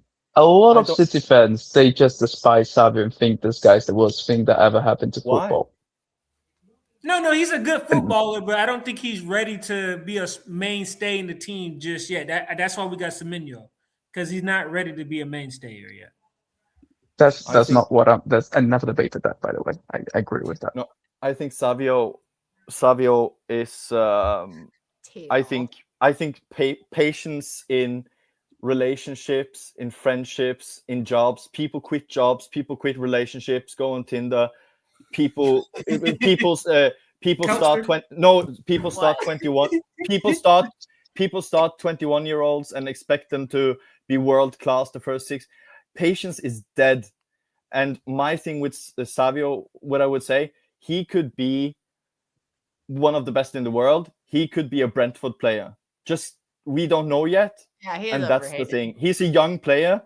Everyone has a different journey. Not everyone is a Cesc Fabregas, Rooney, or Michael Owen, Mbappe. Michael Owen. It's not Everyone linear. has their own journey. So I would say with Savio, I wouldn't say, like, if I talk to someone and they say, Savio shit, and I would say, how do you know he can win the Ballon d'Or in 5 years? And to someone say, and someone, but likewise, if someone says, there when Savio wins the Ballon d'Or. Yeah, they hold him beside him. I'll fly in too. The Slovenia Defense League will be at the Ballon d'Or ceremony when Savio wins the Ballon d'Or. We'll be there. Yeah, but likewise, if someone told me like Savio could win the Ballon d'Or in 5 years, I would say he could be playing in the Championship. My point is, we don't know. Yeah. So I would just know he's not someone who should start every week for a title challenging team. No. But that doesn't simultaneously mean that he's shit. I would just say, give him time. He's a young Brazilian talent. He's going to make it or break it, but just support him because you are there to support your club and not they to don't hate give the known people players. time here. Also, Ed, you called me out. What'd you call me out for? I heard my name. When Helgi said some people go on Tinder after they're done with the relationship, and he said Calkster. Nothing wrong with Tinder. I just saying I don't use Tinder. This TikTok generation and people are like, I don't use TikTok either. No, but teams play. It's like with Juve as well. We buy a player and he's like 19, 20, 21. He has two shit. Like he comes on for sub 2 games, and people are like, nah, bruv, nah, he's a fraud, nah, he's shit. It's like, what's happened with patience? Like when I was younger, I'm not that old, but when I was younger, like you could have players in your team that were shit for like 1 year, 2 years, and we're like, yeah, they're young people. Everyone has a different journey. Now it's imagine imagine this in a parallel universe. Juventus don't sell Thierry Henry to Arsenal, and a manager comes into Juventus that plays Henry in his best position, which is what happened at Arsenal. Yeah. When I started to support. Sorry to butt in. You're a Juventus fan. Do you support any other team or just Juventus? Juventus. Okay, just Juventus. Okay. Some people. I know it's Viking. Sacrilege, but some people support more than one team. So just checking. Okay. Well, like me. I appreciate your. I love you coming into this and just bringing an unbiased opinion on everything. Yeah, it's great. I love listening to it. I said to Steve that I love just. I think it's more fun because when I talk to Juventus supporters, everyone is so clouded with their own club. So when I talk to Juventus supporters about Juventus, I have my own views. We are so like it was very good. We read the news every day. We see every game. We feel everything. So if we like this player, so you get a bit like clouded in your judgment. So that's why I love more talking about football with other supporters than my own club. Because you get outside opinion. Like I mentioned stuff on Man City watch-alongs or spaces or whatever that nobody else has thought of. Just because there was someone who asked what. And sometimes I think we need it because the majority of this panel is City fans. So it's Steve brings a non-City perspective and he'll point things out, and I appreciate you doing it too, Helgi. I really do. You've been. We're gonna bring you back on for the transfer window, man. We need to have you in when we get these transfers in, so we can get an outside opinion. We're gonna bring you back in for the transfer. I thought people were selling Haaland, bench him, sell him, send him to Madrid. What I read. Here we go, Steve. Don't give Rodri a new contract. Don't ever speak bad about Haaland. Steve, you're gonna have to trademark that. But you better have a chat with some City fans then. Yeah, tell him, man. We're not getting rid of Haaland. City fans then, because apparently they want him bent. Are there City fans who criticize him? Yeah, there's a lot. Yes. Yeah, Helgi. I've been in the deep end with Man City Twitter and Spaces, bro. I know. He has to listen to me cry during all the watch-alongs. I have heard shit today. I have heard almost every single player on Man City squad get cussed like they're Riddle and Ramsdale or something. Like they're a Okay. terrible Mhm. player. But benching doesn't mean Cambiaso. City should buy Cambiaso from Juve. I don't want to lose him. Injuries Hell are the issue with No Cambiaso. way. Martin No, has but some insight on No, that. but it's not like if someone has a lot of injuries in a short space of time, that's kind of what Yes. he is. He is not a history injury thing. He is born for Pep. He can play. I've got some news for you, Calston. Would be You'll a be good happy with. fit. I prefer like news. Michael Foden- Coyote. I listen to news. I take. Foden's contract is closed. The next one is Josko Gabardio's. Yeah. I prefer. Yasko Bardia, let's go. Charles Boniface is excited about that too. 30 I seconds don't for think the I'm the goal. only one with a crush on Yashko. So hang on, 30 seconds for the silence for Danielle. 30 seconds silence for Danielle. That wasn't for me. That wasn't for me. Wait. You said Bardiol after who? Actually, after Foden or after Rodri? Foden, it's going to be Foden, Gabardio, Rodri. Rodri's still going on. Yay! Woo! Yay! By the way, I have a Rodri! Bardiol, let's go! Faded fan. Actually, Helgi, I had something for you. Wow. I actually agree. I think you should cash in on Cambiaso, and you know who you replace him with? You replace him with the Turkish lad at Brighton. I Karyov. agree. City aren't looking at Cambiaso anymore. They've moved to Giovanni Reed and the guy at Brentford they're looking at. Oh, he is. What about Ooh. Trent? Giovanni Reed is awesome. There is Trent? interest in Trent. Coyote There is is- the best right back Yeah. in the league this year. There is Are you- interest in Trent, but they don't think Madrid will sell. But are you thinking? Because I had a obviously I don't Liverpool read. friend say today I she's don't done. read- She's done. I If don't we read sign City Trent, news. she's done.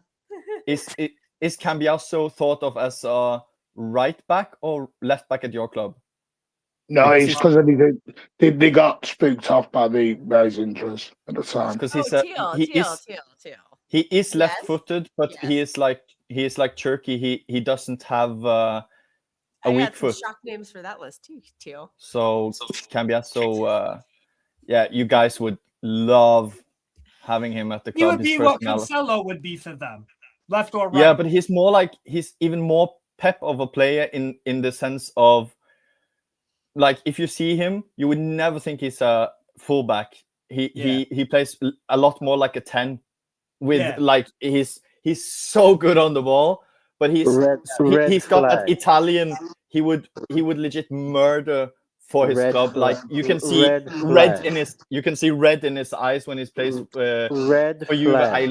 That guy is. Oof. Pep Guardiola red needs flag? players that defend and play their position. We don't need pretty boys with 2 feet.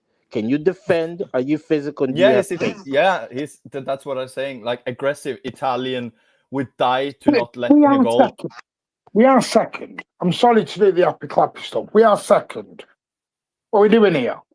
What's the meltdown about? Seriously. You're going to win the league. You're going to win the league. Oh, You're going- Steve, can you tell Yeah. me? Can you give your opinion? What you said yesterday? To share what you think as an Steve, outsider. be very careful. I keep saying this to Newcastle fans: be careful on the success you want, because it changes your club. Oh, I know. No. Very Steve had good some point. insight on Very the good title point. race yesterday. That's what I was asking him about. Yeah, no. What after this weekend, Arsenal have lost the league. They 100 will. They are not winning the league. Man City will win the league. After and my- yesterday, I'm sorry. Me and my friend group did this. We did this. Me and my friend group before every season. We do this. We take in. I think it's £50 in a pot, and we are like a friend group of 10, and we predict the league, every position, and for every position you get you get 1 point. So the person who gets the most wins. And I predicted City to win before the league started. And I still think that there's no way that for every City fan that doesn't believe it, let me just say this. The attack of Arsenal is Martinelli, Trossard, Saka, Ødegaard, Gyökeres, and Havertz. Those 6 scores less than Haaland for the rest of the season. And In other words, you are going to Helgi, win the league. in You are other going to words, win the Hel- league. in other You're going words, to win the Hel- league. It's no. Yeah, They are yeah. shit. They are shit. Yeah. In other words, Helgi, and I said this in the group chat this morning, and I said this to Kels a few days ago. Arsenal are waiting on their new big money signing at striker and at number 10 to wake up and not even GNA, just play good performances, have good performances, and they haven't. They're not going to under that manager. Haaland will wake up. Oh yeah, I heard Arteta out today from an Arsenal fan. Haaland will wake up out of his. No, let me ask our friend another question here, man. Between Max-Alain Huzanov and Victor Hayes, how would you rank that? What? Between Max-Alain Huzanov and Victor Hayes, how would you rank them? Max-Alain has no business being in that debate. Oh, say that again. He might not know who these players are. Oh wow! Oh wow! Daniel's turning his back on one of his own. Well, actually, we have a question. We have a question for the Juventus fan. Is Cambiasso better as a right back or a left back? I'm giving a boring answer. Depends on the opponent, because sometimes I actually agree. Because sometimes he can go. So if the opponent has, it depends on who the left and right back of the opponent is, and then you can switch sides. Because if he can go in on his left foot, you can kind of, for example, with City, it would be so brilliant to have, for example, Foden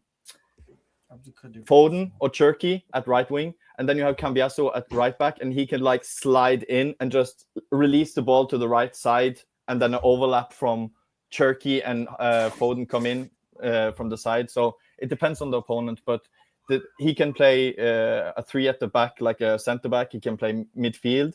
He can play right wing. He can play left wing. So he can play all of those positions very good. Max-Alain. Oh, yeah. That's recalled. I have read something online. So I'm probably in the super minority here, because I think I have seen a lot of City fans slagging off the player I rate the most.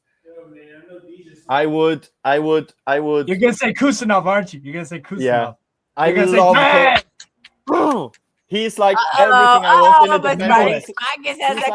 Yes, I couldn't agree more. Love he's it. He's like a 90s defender, 80s defender who is just mental. You couldn't talk about him. He's probably never read a book. He's never seen Breaking Bad. He probably doesn't know what the TV is, but he will stop the ball from going in, and he will make mistakes in the beginning. But that guy is like, I compare him to like a Chiellini, like those players that are just, wow, you are just they're tough as nails. Chiellini, wow. Okay, that's an interesting. Okay, you are just Chiellini, crazy. wow. I think, yeah, no. Chiellini wish he had his pace. I'm gonna put it like this: Kusanov. He did. He'd still be playing. I'm gonna put it like this: Kusanov has been so good since he was about 18 years old that he transitioned from Belarusian league with energetic Bugu Minsk to Liga. I watched him. I watched him at Bugu Minsk. And then so he's so good that he mastered the Belarusian league. Then he went to Lens, had to sit for a little bit. Then he mastered Liga, became one of the better center backs in Liga. That's like 17. And then now he's at Man City in the span of about 4 years. He has jumped from Belarus, amazing, Liga, amazing, and he is on his way to becoming a very good defender. And most important for me as when I was the manager, and also I think one of the things again I love most about Pep is that he signs a lot of different players. But one thing I love, I'm a bit old-fashioned when it comes to football. So I hate footballers like Instagram, like gang, and posting things like. I just think Kusanov. I just think Kusanov is of that. He just wakes up, takes a shit, goes to training, goes home, sleep. That's it. Hey Steve, did you know that Kusanov played a little bit of right back in the Belarusian league? Yeah, and he also CDM as well. So when CDM, yes, when people in the fan base were saying that he never played right back, he actually did. Yes, and I watched. Yes, and he played fine. Yeah, it's also I like him more. Coming for you, Spartacus. That isn't what I said. See, Daniela, that isn't what I said. Did I say you? You know you meant me because you're talking about the space when we had that 25-minute debate on it. I do my research. Actually, I anyway, said, can he play right back in the way we play a right back? No, is what I said. I don't think so. No. That's what I said. I think you Did you want say he that couldn't play crossing right from back? Nunez. I said, can he could play right back for in the Arsenal. way Nunez He could play does? right back for Arsenal because they don't attack. Yeah. Oh, better than you've got to look at the profiles of right backs we're looking at. Giovanni Reed, Trent, etc. We're looking for guys that can get up and down. Those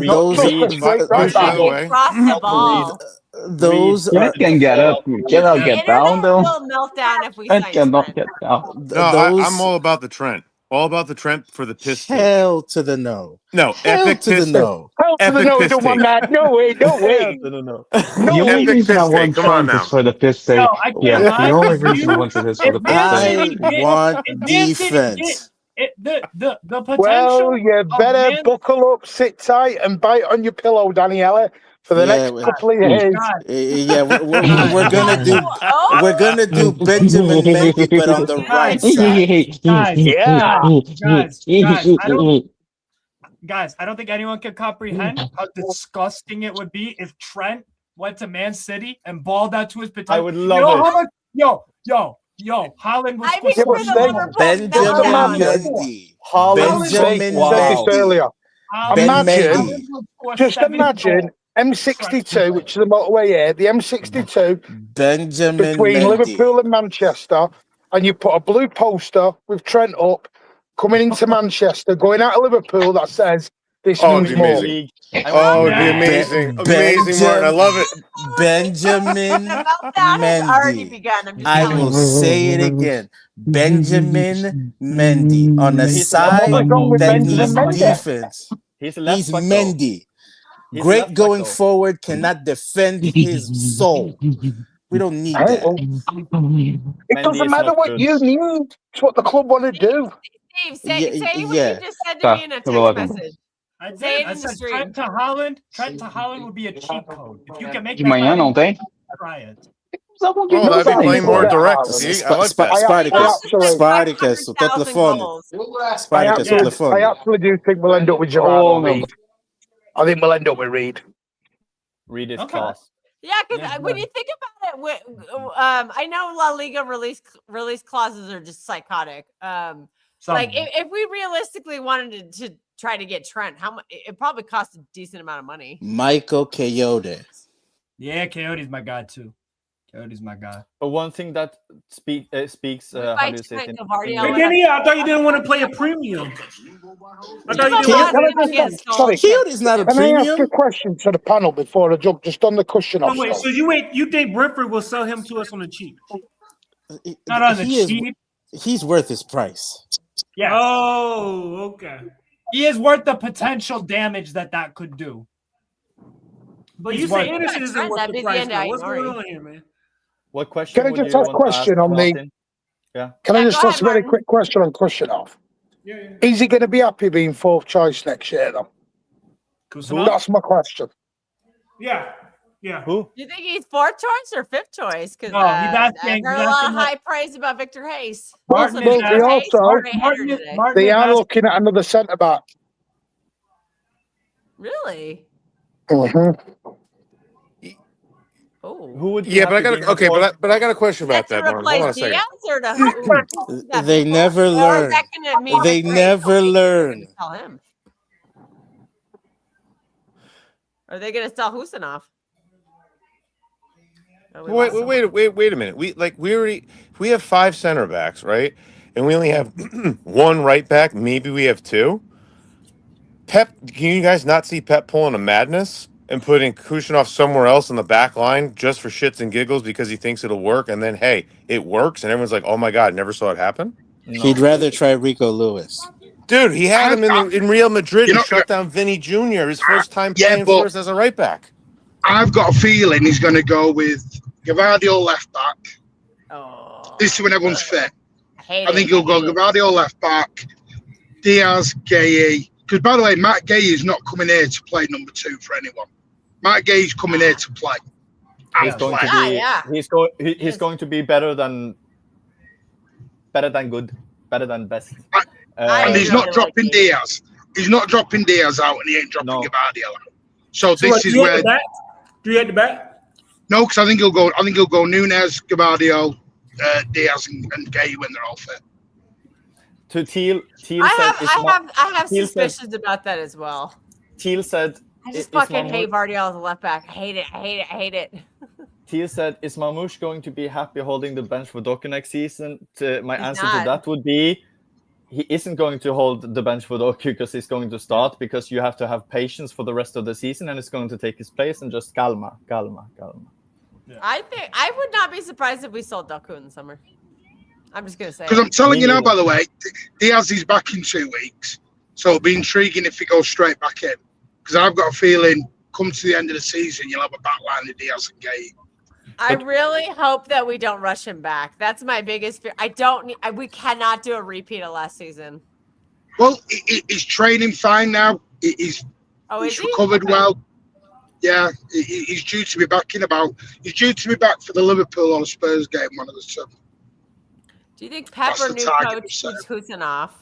I don't know. I'm starting to question Kusanov. The one I worry about is Victor Hayes. I worry about him. I think he's going to be a Barcelona, Real Madrid player. Yeah, we will regret it. I've got a feeling he's the one who's going to get used. Playing for the first team and Victor Hayes is going to give Kusanov a leg up. Yeah. No, but that's. I think Kusanov is ahead of Victor Hayes. And if you want to buy another centre, but just remember when you have Kelster. What's your real name, or is that your name, Kelster? Cal. Just call me Cal. Cal. We don't dox in this space. Can you remember when you were 21? No, it's been a while. I'm almost double that age. Yeah, but you remember like Kusanov, like. Please, people, just generally, whatever team you support, Newcastle, Juventus, please just start giving patience and don't judge 19, 20, 21-year-olds. Like, come on. Like, Kusanov is such a Juventus player. He would be a killer in Serie A. Why are you trying to sell our players out? Stop trying to sell our players out. You don't rate him. It's okay. He would be brilliant at Juve. I'm gonna admit, Daniele, stop. When did I hang on? You've never rated him. He's coming, oh, Mr. Spice tonight for some weird reason. Whoa. So Danielle, right. Whoa, no, I don't mean it in that way. We don't wish for injury on our own players, Alien. We don't do that. Oh, Jesus. Right. Danielle, when did I say I didn't like Kusanov? Or did I say he's a young lad, he needs time? You don't rate Kusanov. We know that. Martin said he'd be a star for our team for 10 years.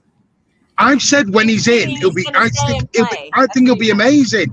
The problem is when he come in, do you know, see, Daniele, you're going to laugh at this, but this is 100% true. Got told this from someone at the club. They literally messed up his visa going into Spain. That's why he ended up messing around with his plane going into Madrid, because they didn't know how to get the visa for him. They struggled at that. $1 billion club, and they can't figure out how customs and immigration works. I know how mad that sounds. But Daniel, that's how he ended up. That's how he ended up coming in and out of the plane on his own, because he got there late due to the visa, because they'd never got a visa for Uzbekistan. People make Didn't mistakes. they like do even the same fucking digest, bro? Daniel, even Albert Einstein made mistakes. Humans make mistakes, and it's going to happen for the next thousands of years also. So it's one guy in the department. Even if you're a 1 billion club, didn't know. Even if you're a 1 billion club, you're still sometimes going to like forget your airport ticket when you're going to the airport. Oh no, it's in your phone. But you get my point. You don't know how to apply for the correct visa to a country. You've never applied that before. He will look great in that black and white at you. Why are we trying to get rid of him again? No, this is what he's better in Sky Blue. $5 million for him. They're broke. They're broke. Daniele. Send him to you. Daniela, is this one of your emotional shows? Bremer and Kusanov is such a well-balanced center back pairing. Chiellini and Gross 2.0. I was so afraid when I saw Bremer was linked to City, because I was like, baller. They have no idea he's so good. That he will be the best centre back since Company. easily if he went there. Easily, he's one of the best. Center Is he backs. injured Here we right go. now, though? Here we Is go, he- Kelso. Apparently, I hate all foreign players now and love all UK players. That's now the new thing. Hey, Don't pay attention. Don't pay attention. this So is the is man who he- cried. The man who cried at Zabaletta's goodbye and Yaya's goodbye and KDB's goodbye. Last time I checked, none of them were UK. Martin, could I ask you something? When Helgi said that Man City were linked with Bremer, is that true? I know you know some people. They were Were Man linked City with looking at Bremer? That is not one I've heard on the list. The guys on the list are the guy at RB Leipzig. Can't remember his name. Frig's his name. Yeah, but this was a year. This was a year A or year so ago, ago. Martin. This was a year ago. He's talking by the about way. Lukebe, This was the Yeah. left-footed center back. They're looking at him. They're A year looking ago. at. Yeah, because the thing is, everyone. I keep saying it. City tried to sell certain players last summer. They wouldn't go, which is why Pep is now coming out and not putting them under the microscope, but he's now saying a few things about certain people because they were told in the summer to go. Spartacus se prepara para o Vitor ficar jogado no Barcelona. Próximo ano. Speak Próximo ano. English, Fica à espera. Eu tô de boa. Eu tô Fica à espera 100% de boa. próximo ano. Fica à espera. O Vitor vai Excuse jogar me. no Barcelona. That is the height of rudeness. That is the height of rudeness what you two are doing right now. He just ordered Olha pasta. você, tu viu ça? You ordered pasta? No, nobody wants that shit. Stick it up your ass. I'll give you the old Mancunian shit. I Some don't care. pastel de nata and some Listen, bacalao. Kel, they tried to sell Stones. They told Rico. They told Bob he could go on loan. They told all these players they could go. Again, they're under contract. They didn't want to go. And now Pep's calling them out. They'll go in the summer. That's just it. Yeah, I agree. It's just take Rico time, should go in patience. this window. What's he doing here? I don't get it. As long as we're keeping Kush, we got to keep Kush. Keeping Husinov.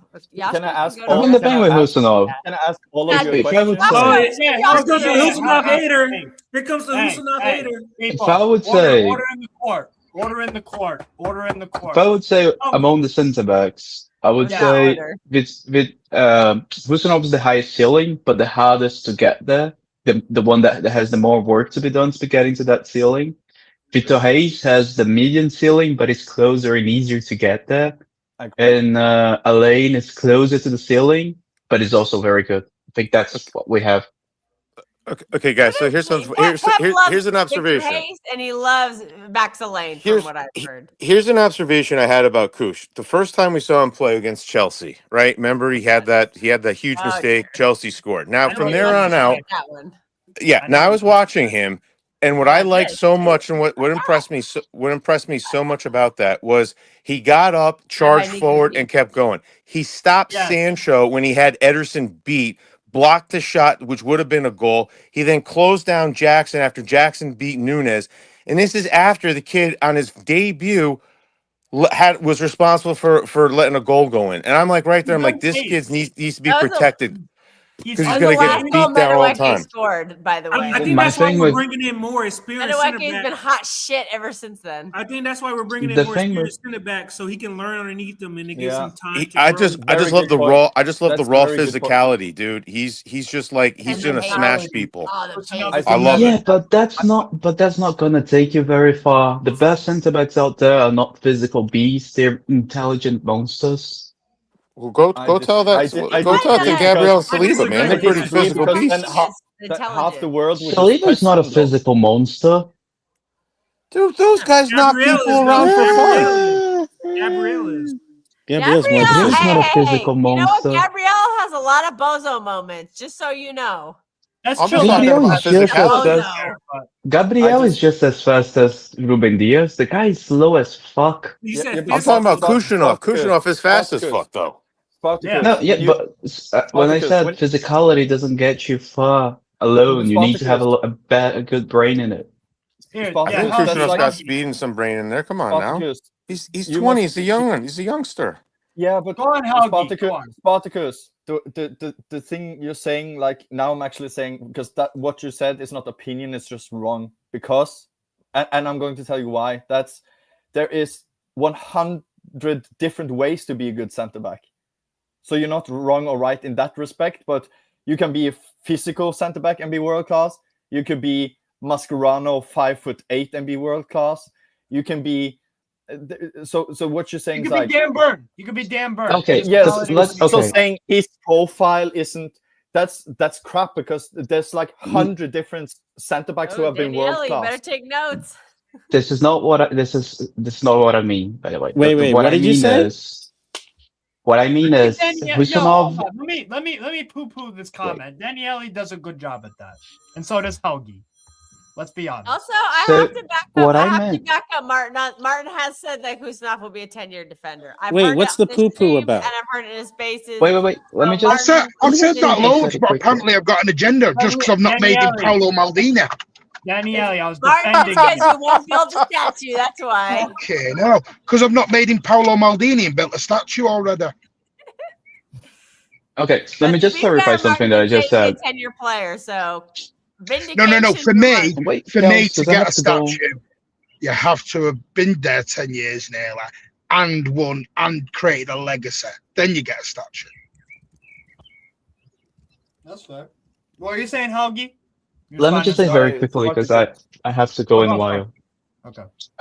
So basically, what I meant with Husanov is that the physicality and that physical profile alone will not get you anywhere. You have to have the brains to do that. And my thing with Husanov, and I said this multiple times, he has said it to he me. needs to multiple learn times, too. some of the he has to learn some of the basics of defending, which is not every time you just barge into a player and knock him over. Yeah, Most of the time you're gonna run up to a player. He's playing for Manchester City, but he needs to learn the basics of defending. I think he has that Some of the pretty basics, good down yes. by now. To be So fair, how he's is he playing at for Man City City. then, He's playing for Spartacus? How is he City. at Man His City? technique. He's His playing for technique currently is run over the player, barge him down, and get the ball. Yeah, so then why Against trickier did Man City players, buy him? such as Then why did because Man City again buy him? because the ceiling of this kid is ridiculously high. I don't think there isn't another centre back who has the physical profile that he has. There's not That's a the centre back spirit. who has a combination of pace and physicality that the guy has. But he still has a lot to learn. He still but needs not to the learn how basics to of slow defending. down I in the think what field. you mean. Spartacus. Go ahead, Steve. Yeah, go on. There is no better teacher than playing. Making mistakes, having success, having adversity. The scenario that you're talking about, the only way he's going to get to it is by actually playing. He can sit on the bench. He can have his hand held. He has to go. It's the baptism by fire. He has to play. The way Victor is right now with Girona, you have to play. Go from adversity to success, and then how you deal with success when everybody gives you all the accolades. The pace. But this is just here. You don't get from the Belarusian league to Ligue 1 and then to the Premier League unless you know how to defend as well. There is a part of him that is reckless, yes, but don't underestimate the part. But I think he's calmed that down, Daniel. I think he's I don't think it did, Martin. I don't think it did. It's fair to say he's How did everyone Martin, rate his, Alien loves you. He's just bantering. How did everyone rate his performance against Wolves at the weekend? Solid 7 out of 10. It was good. Yeah, Average, like a 6. No, I don't know. No, Spartacus, I don't. No, I don't think it was average. I just think all the shine was on Mark Gay. So all the shine was on to Mark Gay for his debut. Yeah, Khrushchev put an amazing cross and cross field too. Would you agree with me? Would you guys agree with me? Kuznetsov was about a 7 out of 10 against Wolves? No, I'll knock that down to a 6. Like a 7.5 out of 10. They were very No, good I'll together. knock that It was down a to nice 6. partnership. He made some mistakes, but he also made some very good blocks. Can I just say something about how do you say it? Youth. How to learning how the youth is learning. They're young. How to maximize youth. So, for example, when I was a manager, even though it was lower league, so I'm not like I don't know anything better than you guys. So it's not me saying that, but I just when we talked a lot about platforming, so I went to a lot of like courses about managing youth, about how to integrate them into the team, when to do it psychologically, everything around that. And when they talk about platforming, they say circumstances have so much more to say about if a player makes it or not.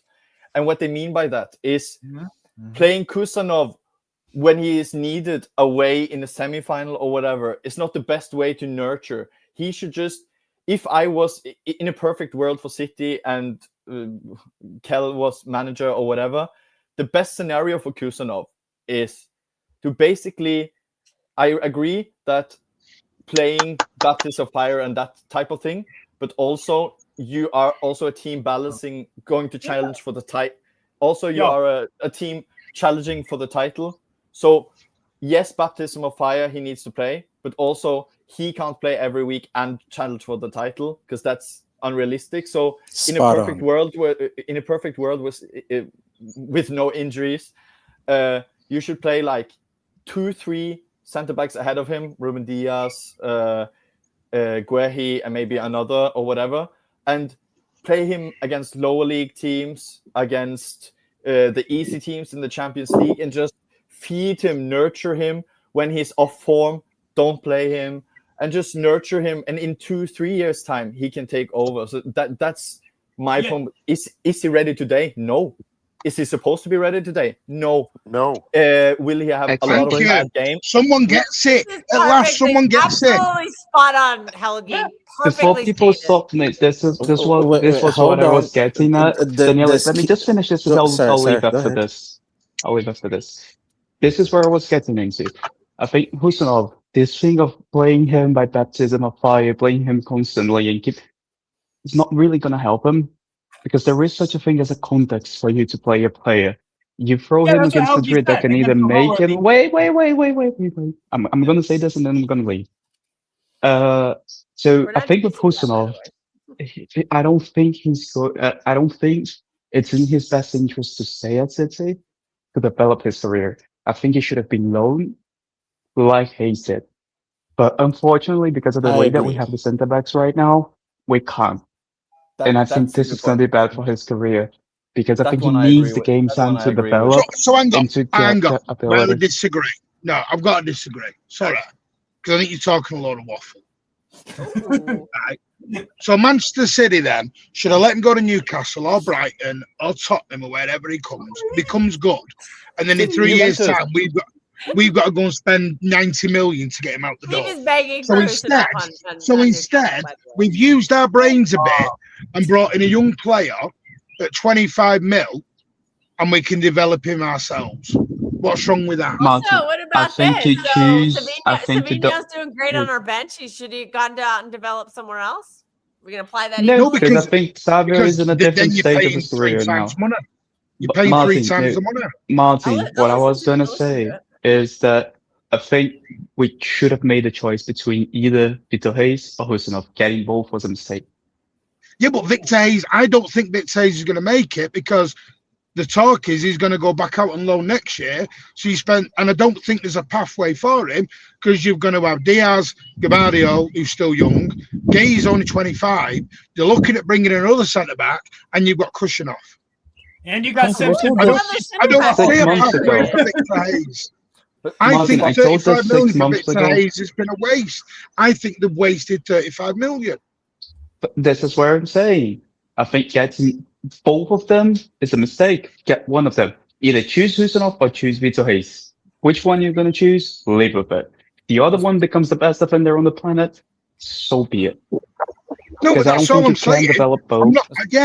Unfortunately, I think Victor Hayes will be. I hope I'm wrong. I hope I'd rather develop those two instead of going buying another centre back because I think we're getting a bit out of hand with the buying. Martin, I've told you this. I'm joining. 8 months ago. Yes. I told you this 8 months ago. Yeah, the plan for Victor Hayes was to last night. I said this last night on the Space. I think we're getting out of hand with the spending. Every time there's a problem, we're going to the market and spending 50, 60, 70 mil, and we're just trying to buy our way out of everything. And that's how we've ended up with 30 Who creates the problem? So, Martin, you think that, like, here we go. A lot of it Is that what you think, Martin? You're kind of bloating your squad a bit, buying too much. Is that your point? Yeah, because we now got 30 players, and now we get can't get rid of them. It's just very hard to get rid of them. Yeah, but the trouble is, Kel, people aren't waiting for them players to go out. They want them done now. I want them gone yesterday. Daddy wanted to win based on form, and that. No, but Danielle, I'll be honest with you. I think Biana wanted to come in and put a marker down. It's his first job in a proper massive club, and he wanted to come in and show a bit of force. I'm going to disagree. If Vardio and Diaz did not get hurt, I don't think they would have gone to Mark Gay. These are all your center backs, by the way. Mark Gay was already. I'm gonna go. Have a good one, everybody. No, Daniele, Mark Gay was on the list. Big up, Spartacus. Mark Gay was 1,000% on the list. I don't doubt that he was on the list, but I don't. They signed 3 center backs as a gamble. One of them was supposed to hit. If Diaz and Gavardio did not get hurt, and them trying to make a title charge, because Mark Gahey is win now, is instant now. If those that's what the fans demand. That's what Khaldoon's demanding. No, it's not just Khaldoon. Stop it. It's also Sheikh Daddy. Mansour. And Sheikh Mansour is demanding and Daddy.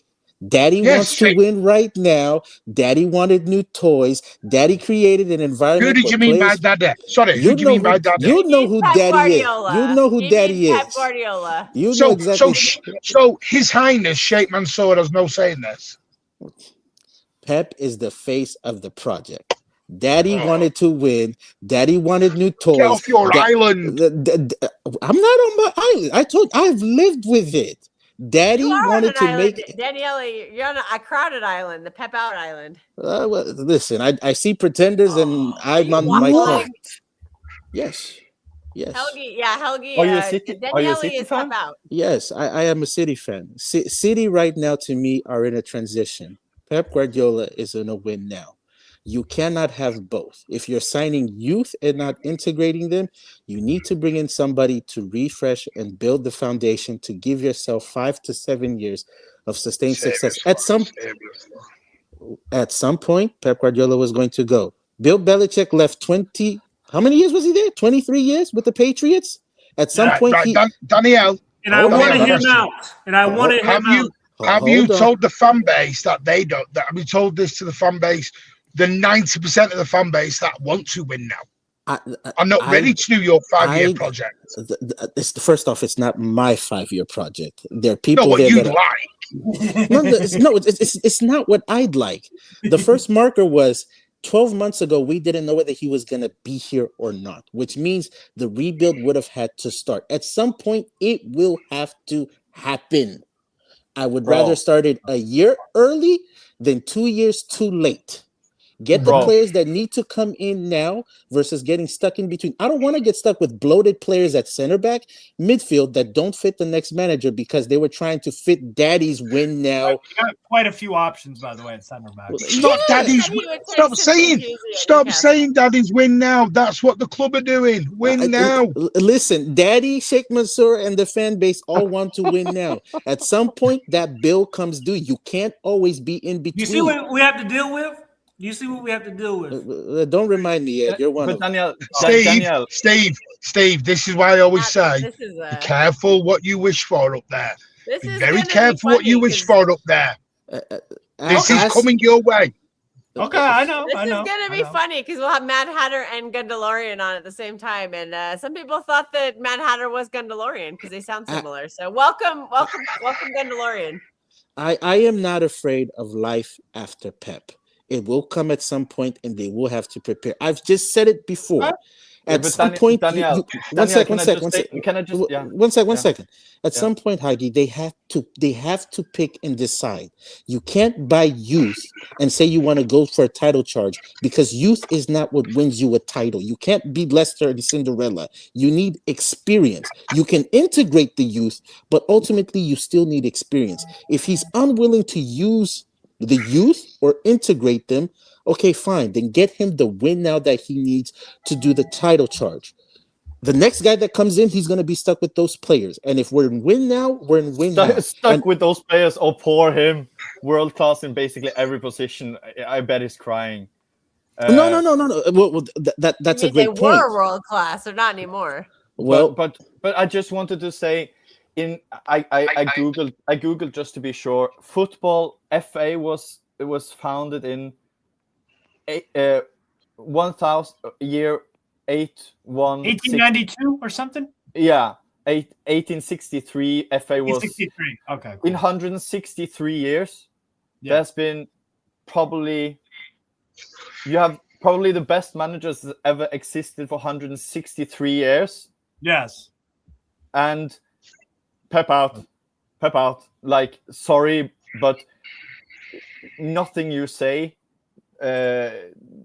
makes any sense if you have that take on football, because that's 100. Like you're saying, he has so much credit in the bank, Pep. That's what you're trying to say. No, but then he makes the bank. So For basically, me, Daniel's criticism is that actually Sheikh Mansour is the bank. Is he literally saved Barclays Bank. Daniel's. So if you take what Daniel says and turn it to the opposite, that means buying youth, thinking for the future, winning titles, doing everything right, and winning 10 leagues in a row and championship, and then you would be happy. That's mental.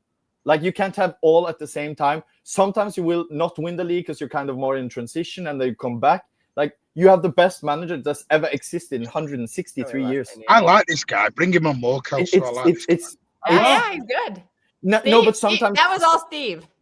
It's thank you, Steve. For people that doesn't support City, this is like, I didn't actually believe there was one Pep out there in the entire history. Oh, mate, they're all over. They're all over. They're all over. I have this debate with Arsenal fans, Liverpool fans, and they just drop their jaws to the floor and go. We can see you link to the spaces, man, and hear about it. Honestly, do you know, I get off Liverpool and Arsenal fans will sack him tomorrow. Forget Pep. Who do they want? Take yesterday. Yeah, I'm hearing nothing but sack Arteta from Arsenal fans today. I'm just saying. And then have Pep tomorrow. That I agree with. And we're trying to get him out. They should. So I tell you who they want. They want Maresca. They want Company. They want Nagelsmann. They want to sack Pep for those. Enrique, don't forget that one.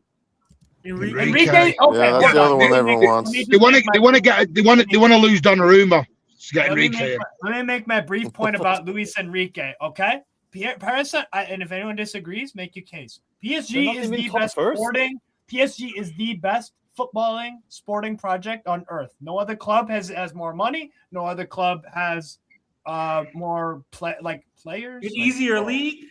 And the Farmers League. Also, Carl, jump in whenever you want. Carl, we want to hear from you. The best sporting project in the world is PSG. Why would what I would tell you is that everything that has a beginning has an end. Oh boy. Period. And love him every day. I want him forever. The reality is he ain't staying forever. Why? And so, yeah, that's the fact. At some point he's gonna leave. Yeah, but do I want him to stay more? Yeah, sure. Give me my old Pep back. Absolutely, 100%. I wanted to stay. The truth is, he's closer to leaving than he is staying.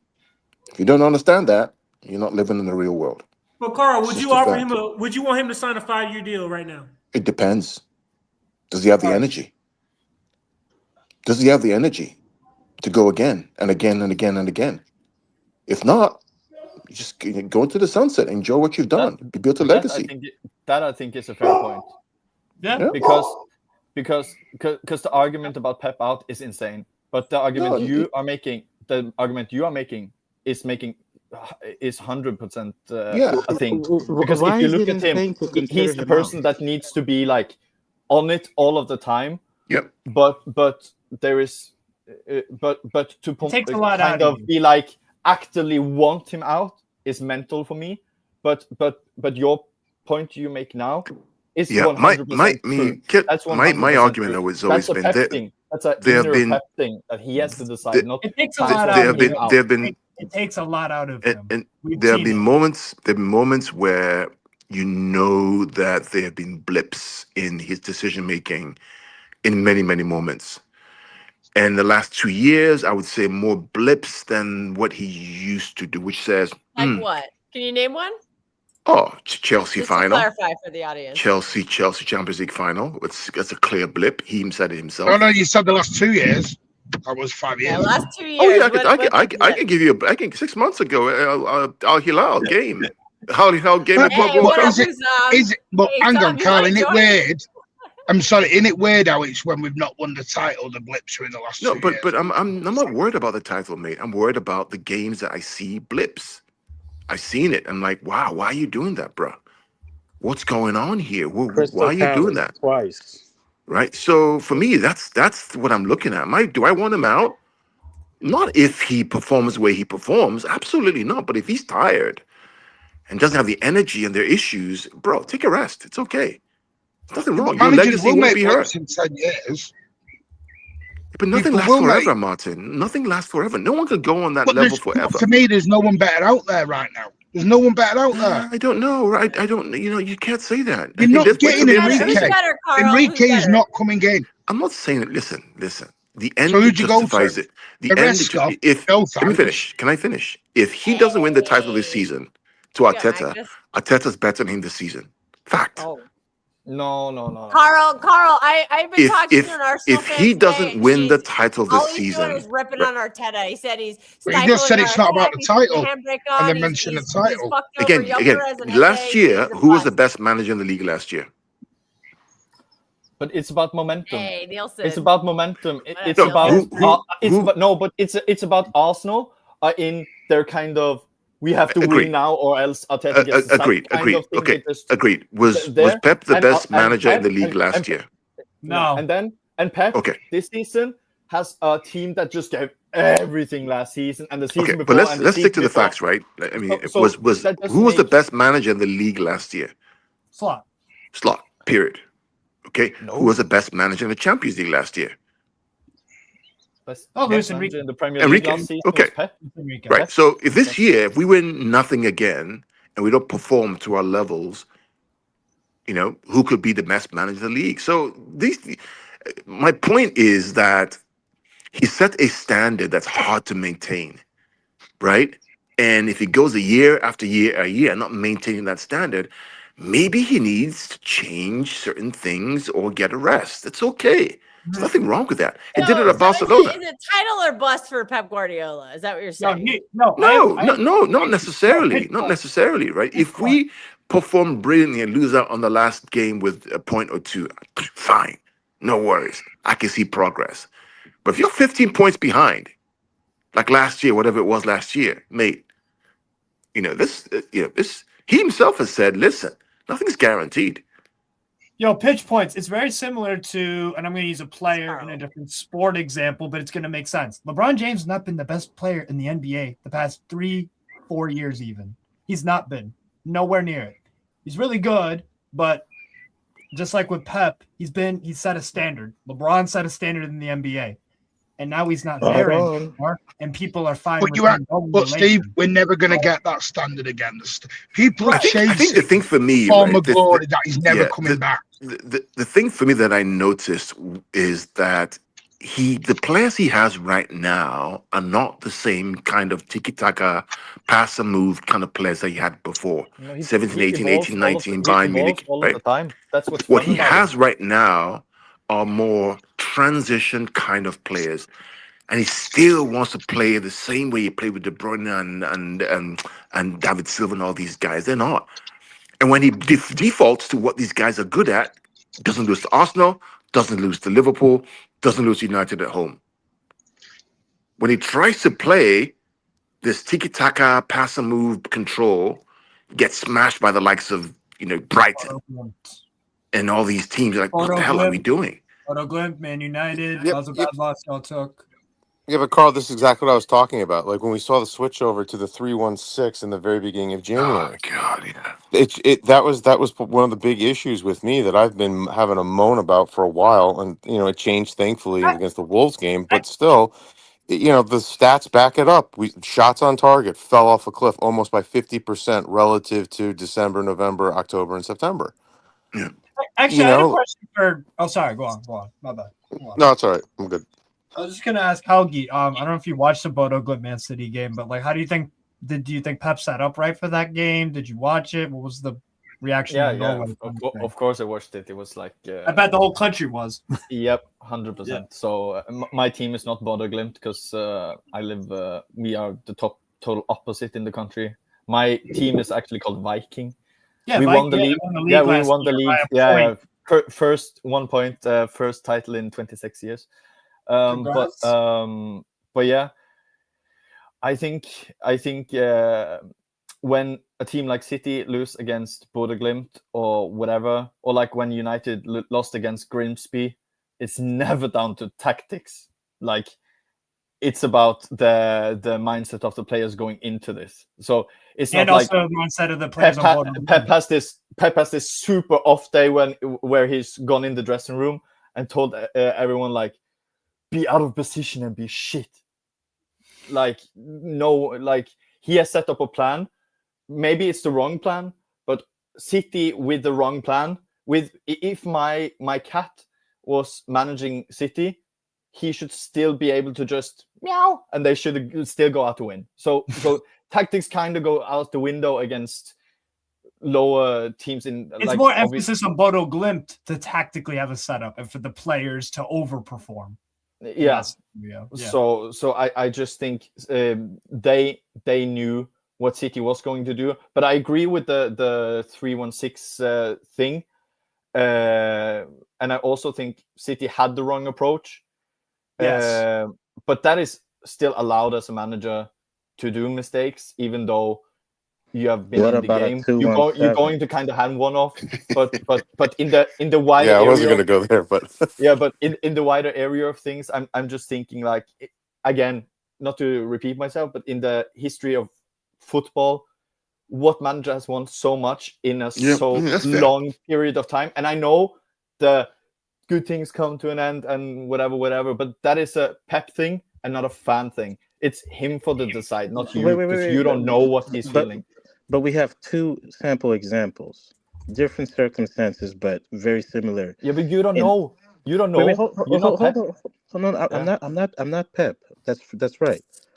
When Johan Cruyff, and I was surprised when I found this out, his last season at Barcelona was not Big very up, Martin. Thanks for joining.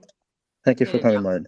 His last season at Barcelona was not very successful.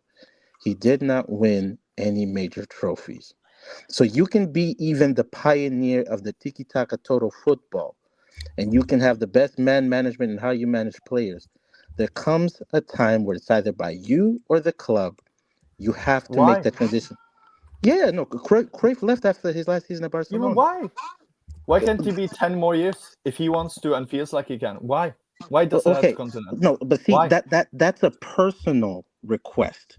If you ask me, someone that has won in a short amount period of time, because one thing that we've observed with Pep Guardiola is he's very emotional and he's also very intense. He's someone that buries his head in his football and he does not go away with it, so much to the extent that it affects his personal life as well, as we have seen. I'll just go back to this. I'll just go back to or that. There is a part. That was crazy. There is a part in our fan base that is not considering that maybe for his own well-being, with the divorce that he's also had to deal with, stepping away from football, even if it's for a year or two, refresh, find new ideas, rethink things through, may be the best thing for Pep. What some fans are thinking, what's in the best interest for them in Manchester City in trying to win now. They're not thinking about Pep. They're only thinking about themselves and the club. The club at some point, like with Johan Cruyff or with Pep Guardiola when he left Barcelona in his last year, and he did not win the league. He only won the Copa del Rey. They understood that he wanted to step away and he took a year's sabbatical. At some point, it's going to happen. We may want him to stay. I don't want him to leave. I just want... You're in for the quadruple, aren't you? Yes, but just hear me out. I want the club. Pep's fall off a cliff is in the quadruple race. No. Him being in the quadruple race... Sack him. That's fine. Him being in the quadruple race doesn't necessarily still mean that it's in the best interest for Manchester City for the future or for Pep. We don't know that. Because 12 months... That's the point. You don't know. Wait, hold on. That's just assuming. But Hagi, 12 months ago, he himself, he didn't know. because he was getting ready to step away. So if you have one foot out already, it means you're already considered the option to go out, which means it's there. Yeah, Everyone knows you that it's should have there. a backup plan. Yeah, but my point is that it's more of a Pep thing. So if I was a City fan, my view would be, if he feels that he can't bring his best, I would trust Pep with, I don't have it like a Klopp. I would just let me say it this way: there is no way Pep will continue at City if he feels like he can't deliver, or it's like he's destroying for the club, or being a hindrance. He would be the first to quit. They would not tell him to quit. He would be like, I'm exhausted. I can't be Pep anymore. I don't have any more fuel in me. I will go. He will be the first to say. So my view, if I was a City fan, is I will enjoy that guy, that genius, as long as he's here. And if he wants to leave, or if he feels exhausted or whatever, they will not have a conversation with him. Even he will be going to their office before they even consider having a conversation with him. Because that's why I don't think Man City. Yeah, he is a winner. He is so you're saying I see him as like, if he wasn't in football, he would probably in a like a psych ward, because he is mental. But that's why I love him. Like, he's obsessed with football in that way. So my point is, I get the exhausted, I get errors come to an end, but let that be up to Pep to decide, because he knows better than me and you and everyone and the board and whatever in City. I don't disagree with that. Yeah, but the part that I'm enjoy him while he's here, and if he goes, 100% you can enjoy him while he's here, but you can also question him while he's here. No genius is above being. He is a human. He is a human being, and that I agree with.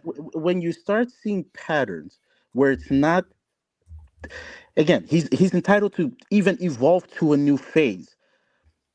You have a right as a club, or even as a fan base, regardless of even what they've won, whether some may want to question it or some may not want to. Is it in the best interest? Because Jose Mourinho, at one point, one of my favorite managers of all time, and he knows a lot of football to the same degree as even the Pep Guardiola. At some point, clubs took that decision out of his hand. They did not wait for Jose to come to them. They went to Jose because they had an understanding of football is going a different way. We may want to give you time, but we don't know whether the time that we're going to give you, the players that you're going to be recruiting in, or even the system that you want to build, if it's the best thing for football today that we want to play, or how we want to continue to run a club. We don't know if that's the best thing. And right now, none of us can do a 5-year, 2-year, 3-year projection to say for certainty if the sort of football that Pep wants to play, or the echelon of that he's played within the last treble year at Manchester City, if that's still going to be the football that's going to dominate 5 years from now. We don't know. The game could evolve. Someone could come in and do something completely different. And Pep, us waiting, may also us being behind the current. That's what I'm fearful of. Because again, he has been absolutely brilliant. But brilliance is not isolated to just one person. Other great managers have come and they will go.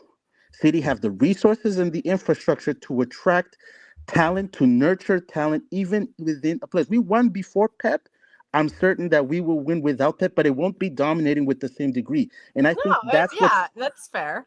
And that's and to me, Kels, that's what's stopping even fans from having that question, because we can all see it.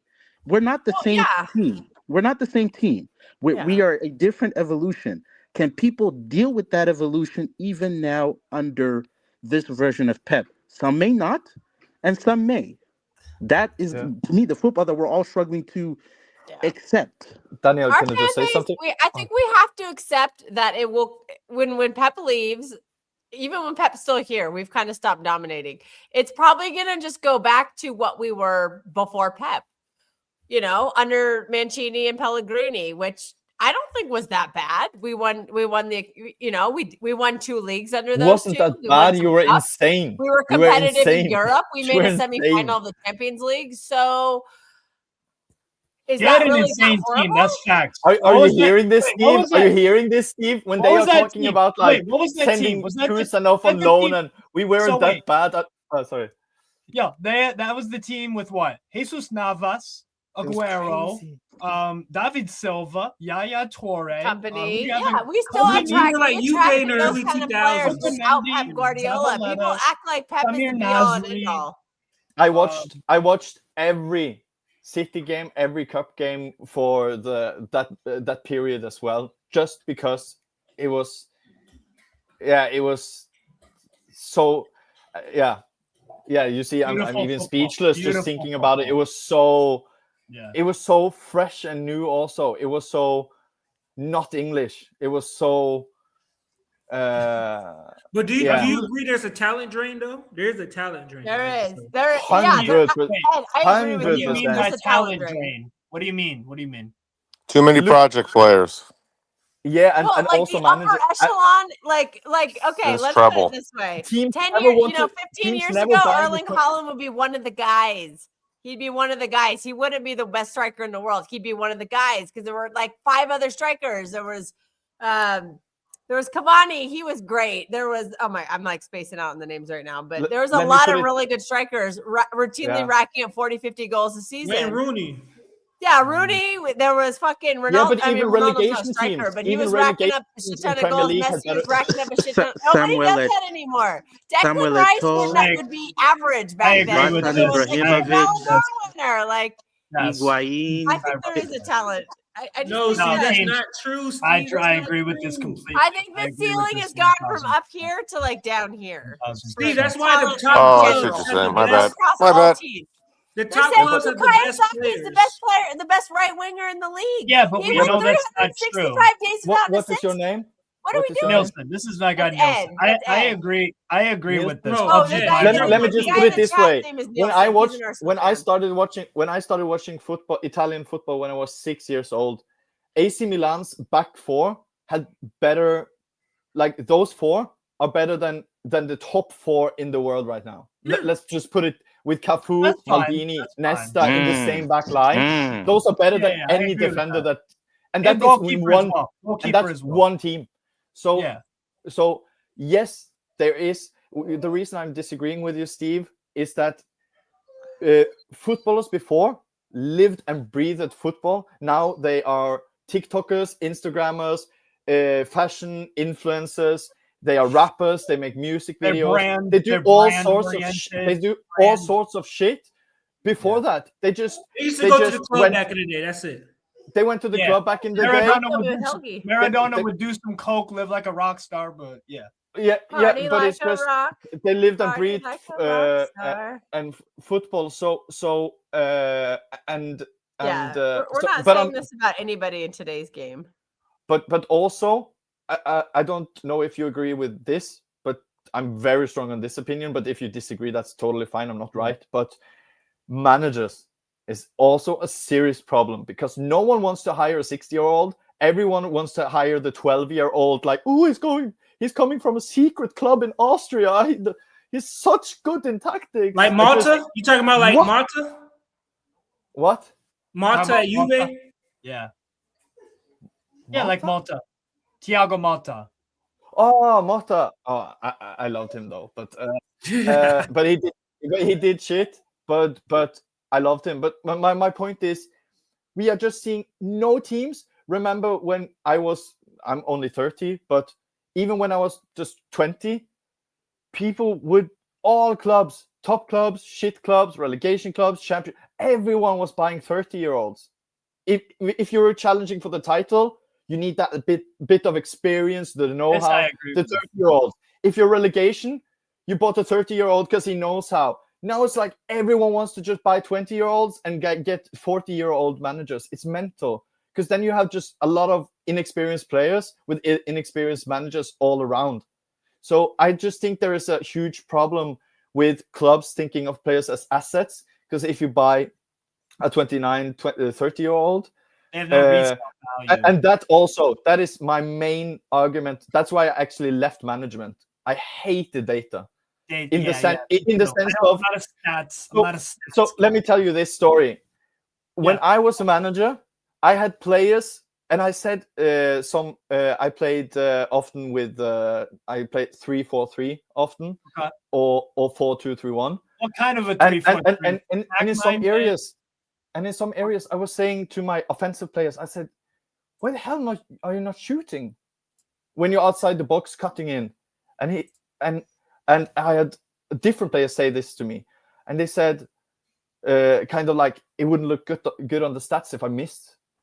And we had a lot of conversations with like coaching when I took badge, the first badge, that players nowadays, if you play in Austria, if you play in Norway or whatever, you are going to keep the ball simple because and you are going to only shoot when it's safe to shoot.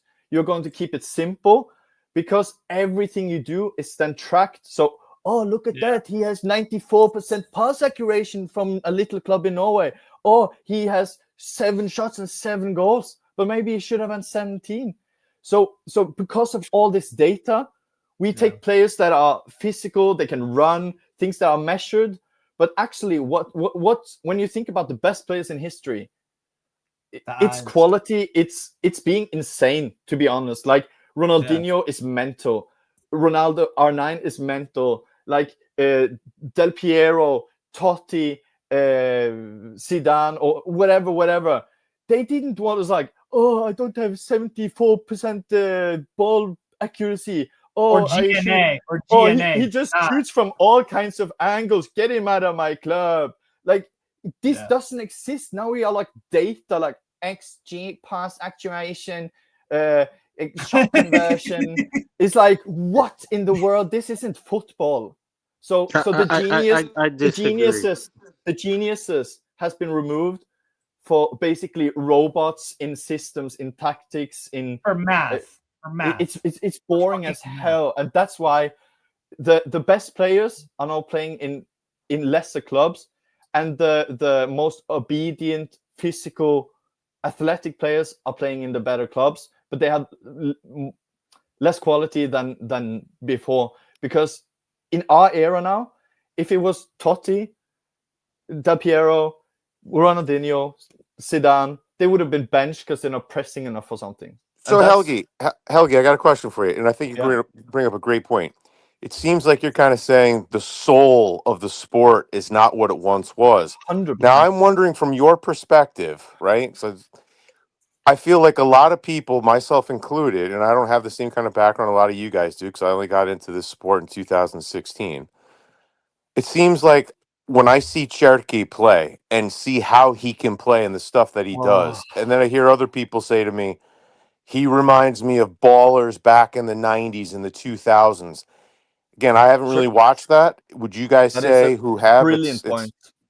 That's on brilliant point. Every time I watch Turkey, I feel like I get like an oxygen tank and remember why I love. I love watching Turkey, man. Oh, thank you, Jorge. Like, if you're still in the chat, thank you for writing Turkey, man. I love Turkey. Man, makes me smile. Turkey gives me purpose. It's so fun to watch. But doesn't that actually just emphasize my point, though? That all of us are like, wow, a player that just enjoys playing football. Like we shouldn't. That was in every team when I grew up. So that just emphasizes my point. Like it's I'm going to give pushback. I'm going to give pushback. The data, there is a significant amount of data, but that's only been over the last 10-ish or so years. Great point. The big expanse came around 2013, 2016. That's when you really saw the explosion. Yeah. Pressing is not something new. Emphasis on possession is not something new. You had sides in the 90s, in the 80s that had that approach. Now, they weren't as extreme.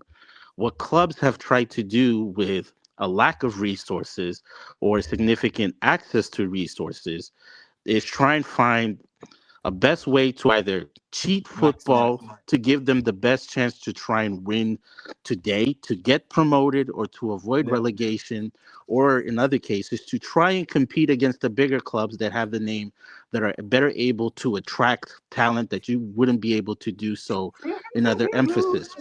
So if you're trying to find the next upcoming player, can data help you to spot that player if certain metrics are outliers? I think it can. Okay, so you know what I'll say about data? You know what I'll say about data?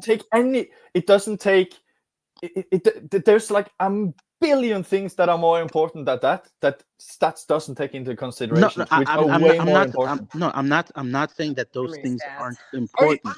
Data is not the be all end all that clubs try to use. But like an indication. It's one additional indication to help them be able to make a decision that I agree with, or to give them a better point of reference to get a better information or profile of the player to see whether they would fit or not. Some big clubs use a lot of data. There's too much emphasis on it. Like I think data should be how do you say it, supplement and not the decisive. That makes sense. It should be 100%. But again, that's football. You're going to find in extremes of a side that. Have a good one, everybody. See you guys later. Good night, Ed. Thanks Have for a good joining. night. Yeah. Nice to meet you. Good night, Ed. You may find sides that put a bigger emphasis. We'll use like the Red Bull format, where for them, from the recruiting to the progression along the different clubs that they have within their ecosystem and how they progress the players, even how they recruit them, they, I think, go a little bit over the top in how they use data. Does it work for them in their model from a profitability standpoint? Yes. From a recruitment standpoint, yes. They're better able to make decisions on players without overpaying, being able to sell them at a quicker point versus having them stay a year too long. So they're better able to make decisions that fit their models. Quicker, cheaper, better, with the output that they want. And then you've got other clubs that try to kind of marriage the two in between. Sometimes they'll use the data to make a decision. Other times they'll be like, okay, but what do my eyes tell me? What does a 40, 50-year-old scout that has very rare nowadays, I tell you. That's very rare. More rare than you think. It's very rare. It's very rare, but it still happens. Yeah, but like, I don't know. Rare things happen. That doesn't mean like the Mad Hatter. I wanted to say, are you here? Mad Hatter's here. Yes. Yeah, I wanted to say something. Yeah. Oh, yes, I'm here. Yes. Sorry, my thing was okay. I wanted to say something to you since you aren't new to it, because 10 years following football isn't new in that way. But let me just tell you this: when I grew up, you would probably be shocked to hear this, but for example, even Ferguson at United, for example, or whatever, he flew to Africa to watch 16-year-olds that they were thinking about signing. Managers went and actually looked with their own eyes at young or old. If they're 30-year-old, you can see them in the stands. They, for example, if Juventus was buying a guy from Austria, you would see the manager at a league game in Austria in the stands, watching multiple games of that player, and then talking to him and his family before signing in like that. But now it's like we need a right back. Okay, I have this list, and the manager says, I like him, and they bring some footage in, and they say, okay, we try him first, and then this, and then this, and then they talk to them, and then they have a quick call, and yeah, you're right, yeah, lads, yeah, and then they take a flight, and you have a quick meeting and signing. That's I think also a huge difference. It's a huge difference. I agree with. There's a sterility to it all. I'm going to add on to what Helgi said, and also think about it. Think about how much more you see at a game of football compared to just on a screen or just highlight compilations. Even if the highlight compilations show you good and bad, they don't show you what was he doing in pregame warmups. Is he a happy guy? Is he a really intense guy? Is he a guy that doesn't communicate much with people during it? Does he get there's so much you can learn about a player before, after a game, in the middle of a game. You know what I like to do? You know what I like to do, and this is just a little thing that I do, is when City sign a new player and they have them going, they do like that video where the player comes in and they're meeting different people and this that. I always watch to see Mm-hmm. how the interactions are, especially with the kitchen staff, because someone who says yes and We had please pasta. and means it, and I've seen some that don't. You kind of think, you know what, they don't take everything for granted. Or Mm-hmm. they're just raised really well. But you know what I'm saying? Like those little small things Yeah. of how people interact with just, well, this is just a cook.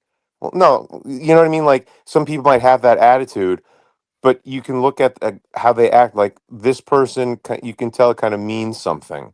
Yeah. That they're Yeah. not just, I'm this 100% big agree. football player. You mean And nothing that's to me. something data won't tell you. Data won't tell Exactly. you. Data And won't that's tell why you their that's expected why gratitude. football is my. I don't even watch one other sport. Like, ask me about the most famous. But I would know Tiger Woods and Michael LeBron. But Jordan. that's basically Lance Armstrong.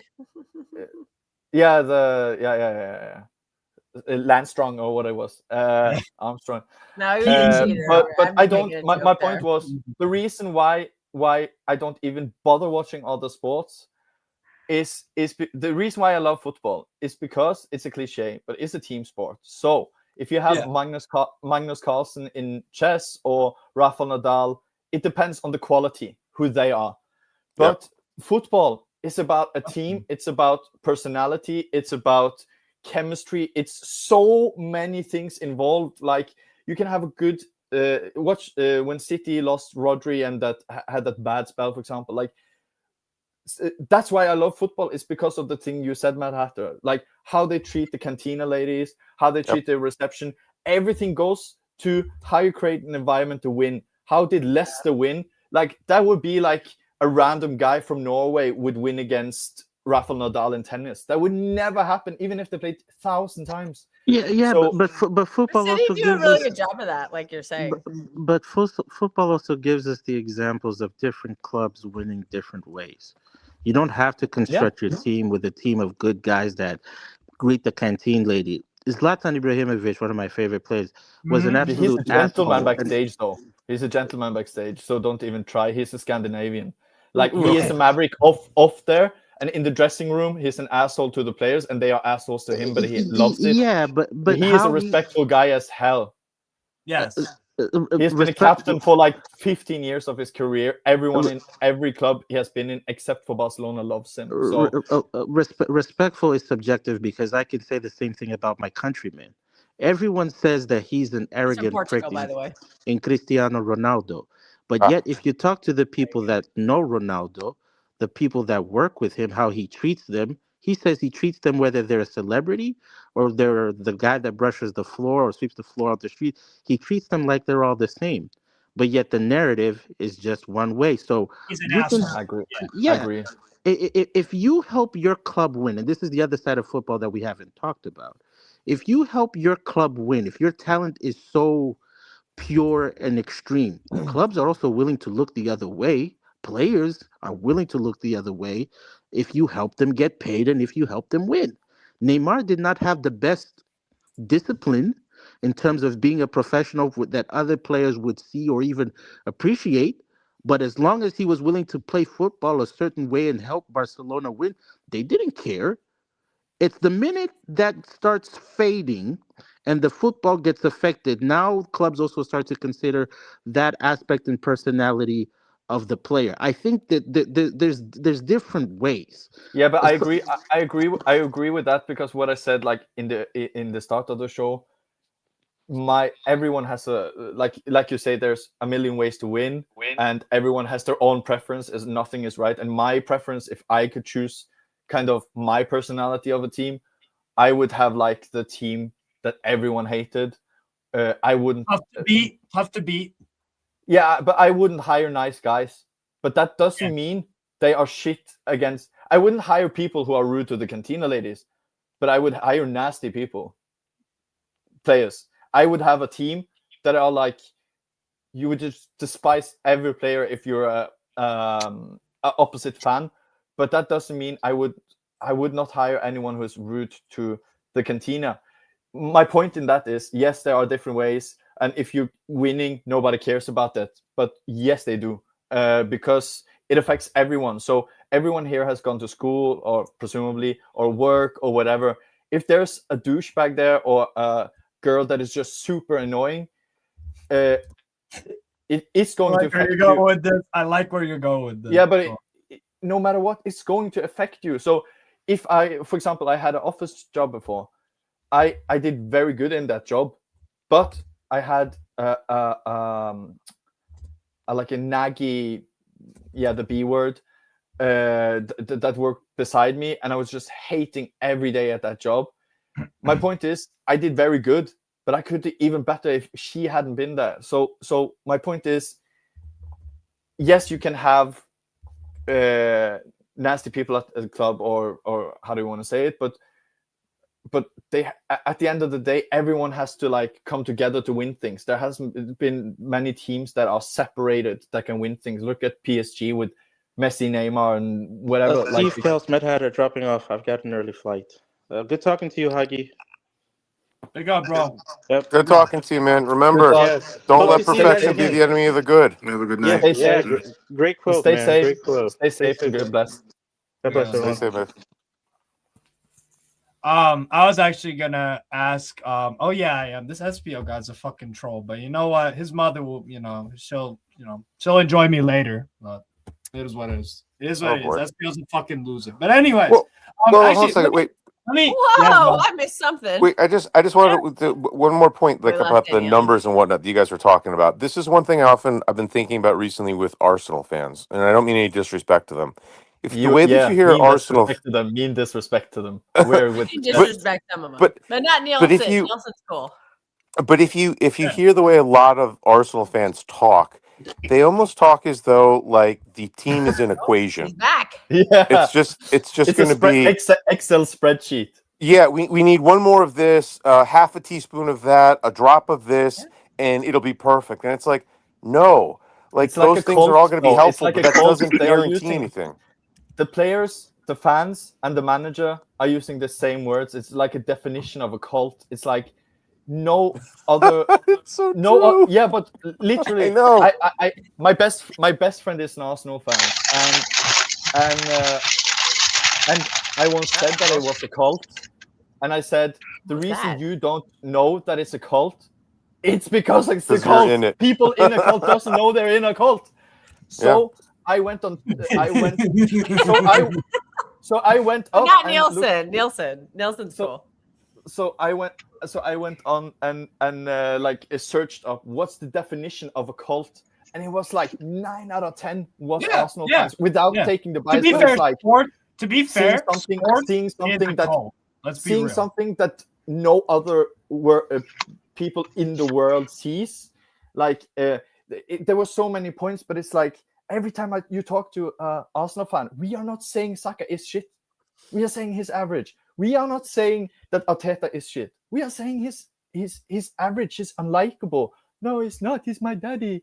So it's like people outside Arsenal, they think they see when you hear Arteta talk and Arsenal fans talk, it's like they all live in the same tent, like snuggling up every night and just discuss. And don't watch any other football, and just have their own ideas. It's just, but can I just jump in? I used to like. I used to like Arsenal as a club. I just wanted to say because I think is it Heigl makes a great point. I've been listening while I was Helget. Now, obviously, I am the granddad, the unk of the football panel here. My apologies for being old. Big up the unk. Love it, Martin. Yeah, big up the old people. I say this all. Do you know the trouble? You know the trouble with 2026 football fans? It's all about the now. And this is not everyone. 90%. What are you talking about, Martin? No, I don't mean anyone here. So don't take it don't get all personal, Kelster. I know you might think this is big. I'm not. I'm making a joke. This is why I've got a thing on my channel at the top. It's in the description. Most people won't read it. And it says, Manchester for the fans, by the fans, global and local. to learn and understand Manchester City's history, ethos, and everything about it. And many people are not, and this goes to some Newcastle fans, as Steve will know. You see everyone Eddie Howe out and everything. It's not a dig, but you see, everyone you wants want me to instant show off? success. You want me to show off my banner right No. here? Yeah. Read that Everyone shit. wants. Read that shit. Read that shit. Everyone wants instant success now. No one has patience anymore. And no one wants to learn because everyone. It's like the people who want Pep out. It's not the Pep out because, I mean, somehow he's making errors. Fine, criticize him. No one's saying you can't, but they think Pep out and a new manager in brings everything that we just had. And people forget that team we had. Keep saying this was built over 7-8 years. We didn't just land into it; we built on it. But back then, we had the patience. We were on the ride. We were on the tidal wave. We enjoyed it. The problem is, now we're having a little bit of a downward. We're down a little bit now. So people are like, I want to go back to that. I want to go back to that. And the trouble is, the love of the club's gone. People don't just go for the love of the club, the sport, whatever now. And you made a great point. Managers and coaches used to go from one ground at 3 p.m. to another ground at 4 p.m. to another ground at 7:45 p.m. to look at different players, not just in the first team, in the reserves as well, in the academies, everywhere they were going. And they'd take a little notepad and they'd do it. Now people are quoting players on a computer game. They're quoting players on YouTube. I'm like, I'm sorry, no. This is not. I'm not trying to be an old codger here, but the love of the sport has gone. The reason we became fans has gone. It's now about what have you done for me lately? What have you done for me lately? What have you done for me in the last 6 months? Well, Martin, I think one of the points that you bring up, and I agree with a lot of it, right? Like for me, sometimes Pep does my head in because of some of the decisions that he makes that he's already tried over and over and it doesn't work. That's the only little quirk that drives me crazy. But that's it. Like I'm still Pep in, of course, but that's the only thing that kind of does my head in.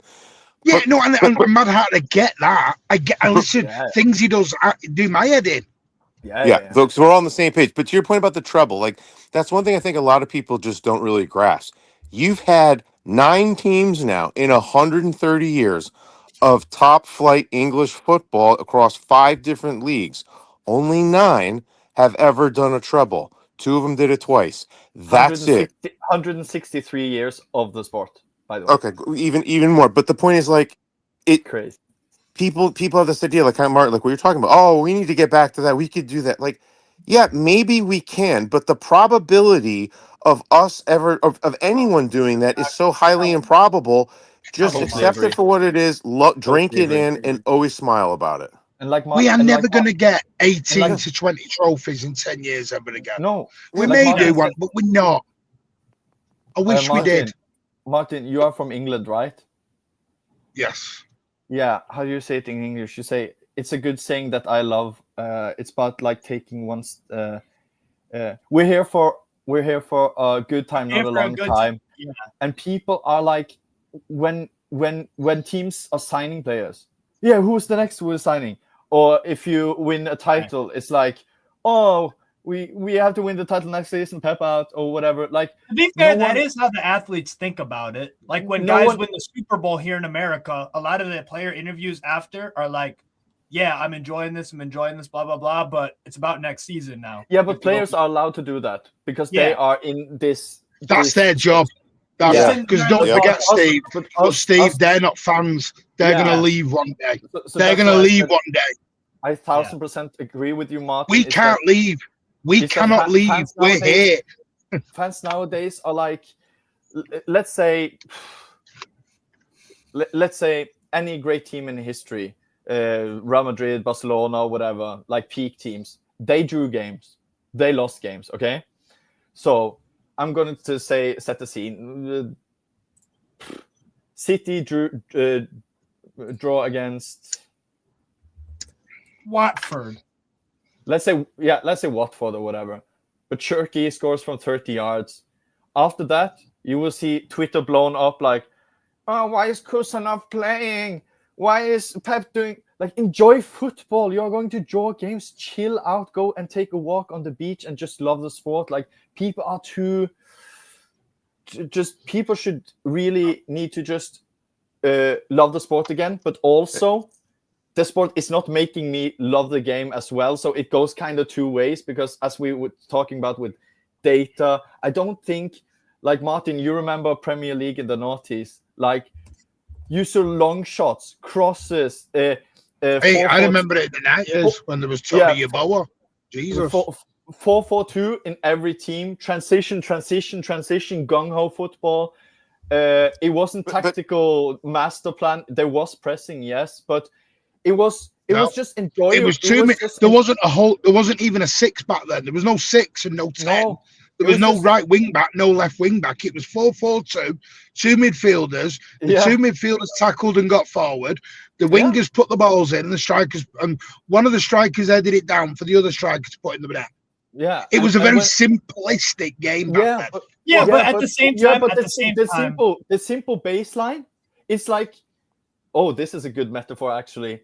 You know, when you have a blank canvas, for painting. If you have a blank canvas, it's so much easier to show off your quality. So a simple canvas makes for like that. But now it's like every player is like, you should be in that position, you should do this, the data. So everything, like before you go out in a game, basically there's so much things that's already decided for you as a player. Before it was just 4-4-2, go out and express yourself, enjoy football. So when I'll tell you this, Steak. This is amazing. I know some of the City players, I won't name them, have seen a difference in the last 4 years. Now, when their main difference, it was we were always together, we were on this ride. Now it's some, because like I said, unfortunately, players only see the hate. They only see the hate. Yeah. Everyone's become very reactionary. You've seen Thingy's wife at Arsenal get abused. Lethargic, maybe. Get abused. You saw Edison get death threats on the way out. You see everyone becomes, and that's the bad. Social media is brilliant. It's brought every fan together around the world. It's also negative because of the other side it brings. Now everyone goes, just get the players off social media. Well, sometimes they're contracted to social media. It's not them doing it. It's their agency. It's part of their PR stuff. So they get money on that. Are they going to lose that money? They have to post photos of them with the Nike boots. So many shit players have been signed for good clubs because they have SD on Romano. So many shit players have signed for good teams because they have agencies who have paid Romano for promotion. So I think the other thing, people think that they are a good player because if I would, I could go right now on YouTube and clip up Zidane to look like a shit player, easily. And I could make freaking Sean Longstaff look like a top midfielder with a collar. Yeah, but I think the other thing that, like, but Martin, to your point about the social media and the here and now and whatnot, I think the other thing too is a lot of people constantly are chasing. I forget what they're called, but these dopamine releases of being online, right? Instant gratification. Yes, and they get hooked on it, and they get such these big thrills off of these games. They want more and more and more of it. To your earlier point, not understanding that sometimes when you win a treble, you win a Champions League, like that's amazing, but it's also kind of like you graduated from, I don't know, college or you won the lottery. Like they're fleeting because they're so rare, and therefore you have to hold on to it. You've heard me, Madad. It was the best thing and the worst thing. Yeah, I do stand by that. I stand by that. It's the best thing and the worst thing. Because if you think of it, you're spot on, Mad Hatter. Because now we have fast food. And I've done this myself, but like when you're with a girl or a man or whatever, 21, I know where you're going with this. No, but when things became a bit like, she's snapping me too much or whatever, I just because I can just find another one so easily. Not like that. Not like that. You're gonna say they're skipping the foreplay, going straight to the main course. I'm bored of the, I'm just saying, like fast food. Whoa. Like when people, you remember in the good old days or whatever, people fought through by Blue Chew. like couples and marriages. They were going They were going to the trenches together, like couples. Couples did everything together. But they don't do that anymore. What we do is now we abuse Ruben excuse my language here, but they're abusing Ruben Diaz because he's shagging Maya Jama. I'm like, 20 years ago, I didn't care who they were married to and who they were going on with. It's like everyone wants to know what they've had for breakfast. It was hilarious. They want to know what they've had for breakfast, how many kids they've got, what their mother-in-law's doing. I'm like, weird shit. This has become so. It's like fans think they know the players now. Yes, I don't even. Care I don't know whether it's because they've got more access than they've ever had before to the players, but they think they know the players on a personal level, and they're not human. Yeah, and Martin, another thing I would say too. Wow. What is this? Wow. Commenter. There's a City tactical content creator. It says Zidane was overrated because of data. That's insane, bro. Whoa, Jesus. The other thing I would say too, Martin, in terms of kind of the abusive stuff that you're talking about, if you look at social media, people are incentivized, right? Their negative behavior is incentivized more than positive. Why? You'll drive more views. You drive more views, make more money, say more outlandish, ridiculous things, get more eyes, more clicks, more dollars, which again has a terrible feedback loop effect. Magnus is right. It goes back to the saying that everyone's probably heard. Maybe Helgi, you haven't because of you might not know all of English, but any publicity is good publicity. Yeah, I've heard that. Yeah. Good or bad. Listen, 10 years ago, we didn't know what the players' wages were. Now we've all got access to the players' wages because of our PSR and FFP and all that. Everyone now does all this stupidness. And it's like, well, then they go, but Rodri doesn't deserve 400 grand. Foden doesn't deserve this money. And he doesn't deserve that money. And he doesn't deserve that money. And I'm like, but they're not given a contract based on what they've done in the last 5 months. They're giving them the contract on what they've done throughout the whole Manchester City career. So like Josh Gvardiol, he's out for 7 months. They're still going to give him a new contract. Yeah. They can't say to him, well, you made someone's, and promise you, Kelsey, this will come out by somebody. I don't know who, but bookmark this the date. Someone's going to say, well, how do we know Gvardiol's going to come back the same player?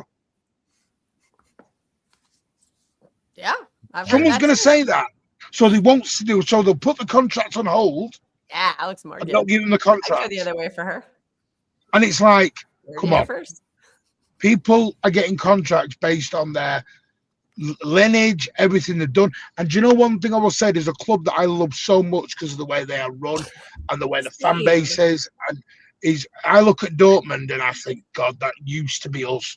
That used to be us. It was all about the love and the getting into it and the atmospheres. And I would love that to go back to that one day.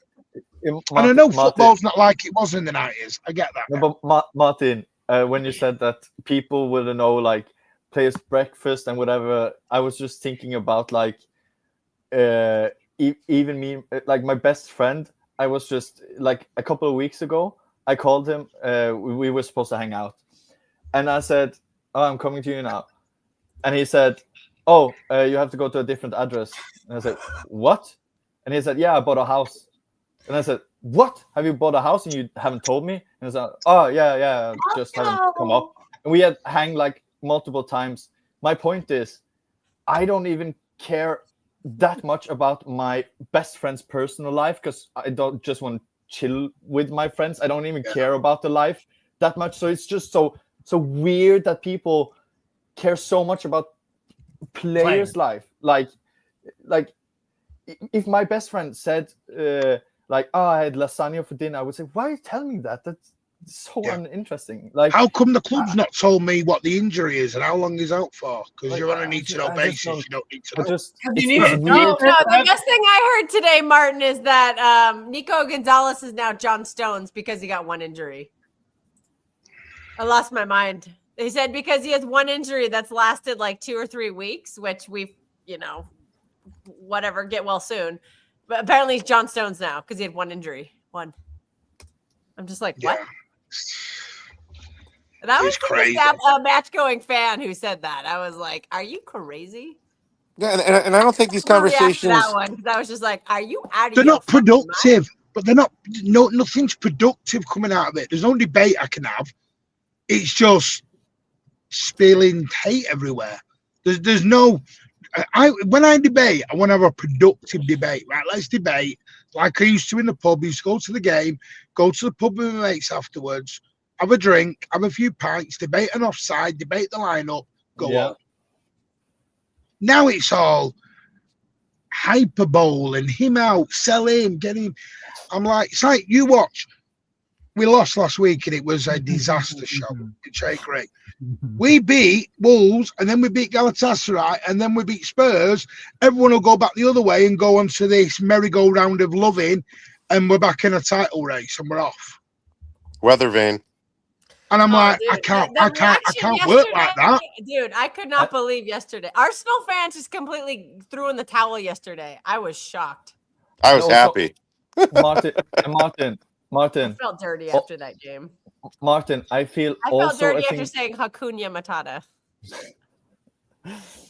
also a thing that I think has taken a lot away from the sport is VAR, because Yeah.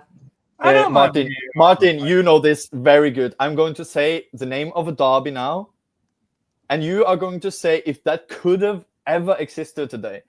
The Tyne-Wear derby between Newcastle and Sunderland. Imagine that with VAR. There would have been 4 players on the pitch. Fuck Sunderland, bro. Yeah, but there would have literally been 4 players on both sides when the game has ended if VAR existed. Like, VAR has done, like, you can basically sneeze on someone, they are like, yeah, but basically in slow motion, it kind of looks like red card. Like, this is not the sport that I grew up with. Like, that's why I love the FA Cup third round. There was no VAR. We just got on with it. Look at the City Newcastle game. That Semenyo goal that got ruled out. There was no need to look at that. There was no need to spend 10 minutes on that.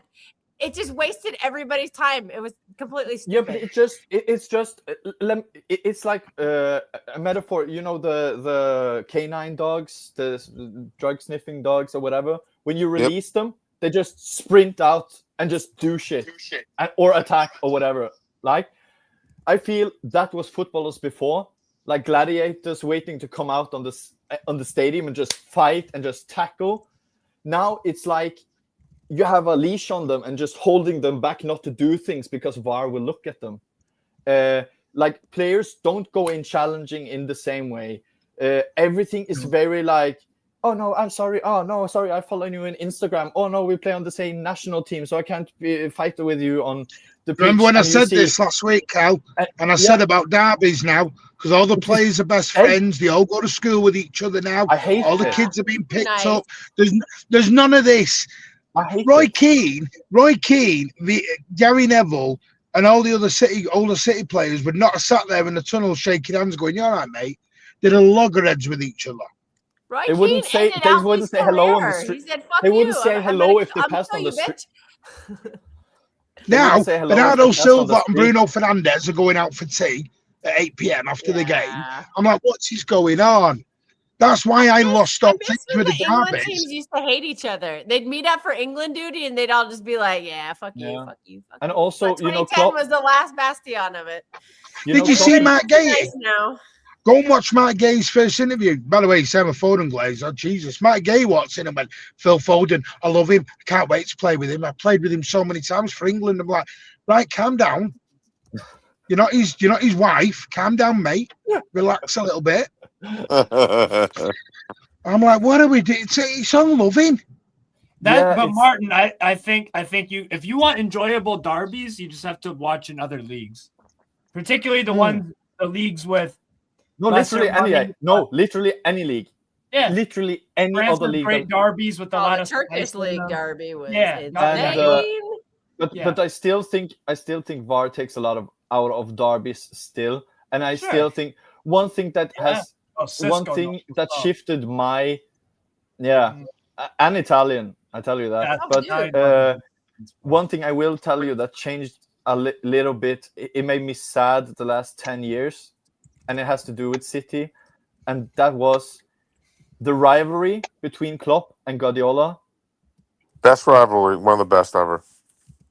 In one sense, yes, but it was a bit of a loving as well. Let me qualify it. When I say best, I say for footballing excellence. Yeah, I agree. Yes, and I will argue everyone for that. Best ever for footballing excellence. No, you never saw the Fergie Mancini though. You never saw the Fergie Mancini on the touchline and proper going at it. Pep was like, oh, I love Klopp, and Pep was like, and Klopp was like, no, I love you more, and he was like, no, you're better than me. I hated it. Why? Yeah. Why? Alex Ferguson would never have done go that. up and deck someone. That'd be like Alex. I'm telling you now, if Alex Ferguson had gone head to head with Pep in this era, there'd have been no niceness. That would have been just going at it with each other. No respect. Yeah. No. Well, Pep embarrassed him on the way out, so. Well, like I said, for me, I don't look at it as like that classic rivalry where there's that bad blood. I get that. For me, I look at it as what made that unique in my mind is you saw a level of footballing excellence based on standards that I don't think's ever. Martin, you know this much better than any of us. Has there ever been that? I don't think there's ever been that level of excellence ever in England. Like, I mean, Klopp had 97 points and didn't win a league. 97 points. Not in how many any teams league have ever. never even scored 90 points in a season? The closest that probably came to was 94, 95 with Blackburn and United when they went to like a point. And the season with Ron and Real and then Madrid. the Arsenal one, probably the Arsenal one, when they had because the Blackburn one was fun. That Blackburn one was weird though because they got beat at Anfield, but because United drew at West Ham, they won the league. And for 5 minutes, Blackburn didn't have a sodding clue what was going on. They just got mauled at Anfield and they were like crying.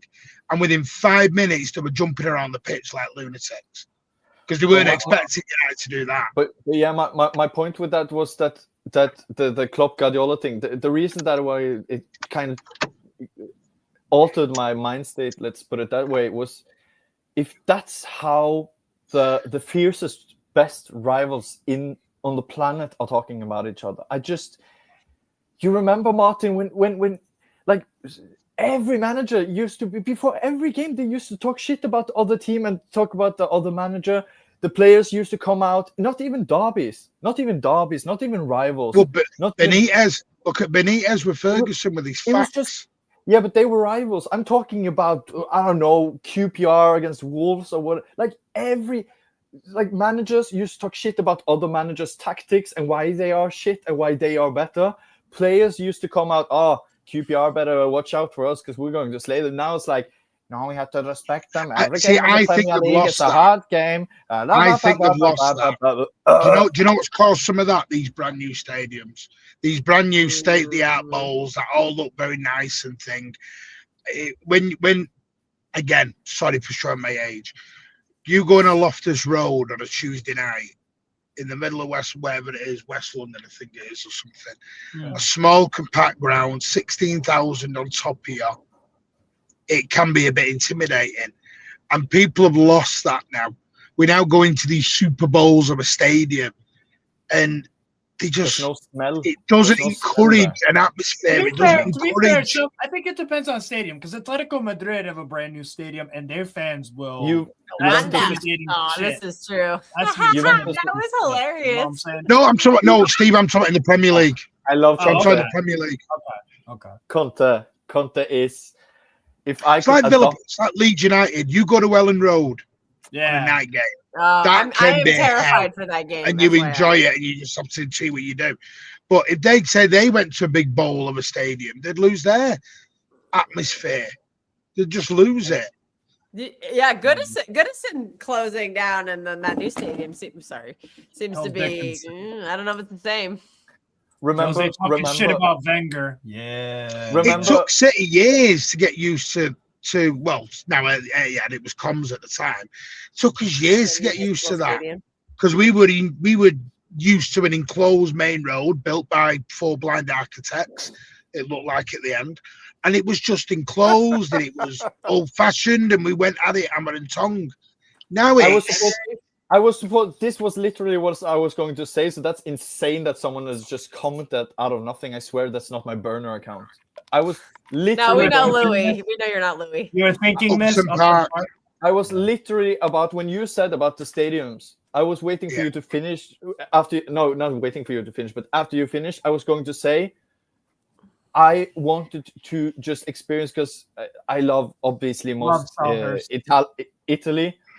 But I wanted to be like, I want to go to London, but I also want to go to like a real proper. So when I was about 14, 15, I went to Upton Park. It was a shit game. West Ham against Bolton, a real grafter game. It was some of my best moments of my life. It was, the sliding tackles, it was so different watching football now instead of from the crowd. Yeah. It was so different. If you look at have any of you seen handball before? The sport? Oh, actually, I have not. Handball. Is that popular in Norway?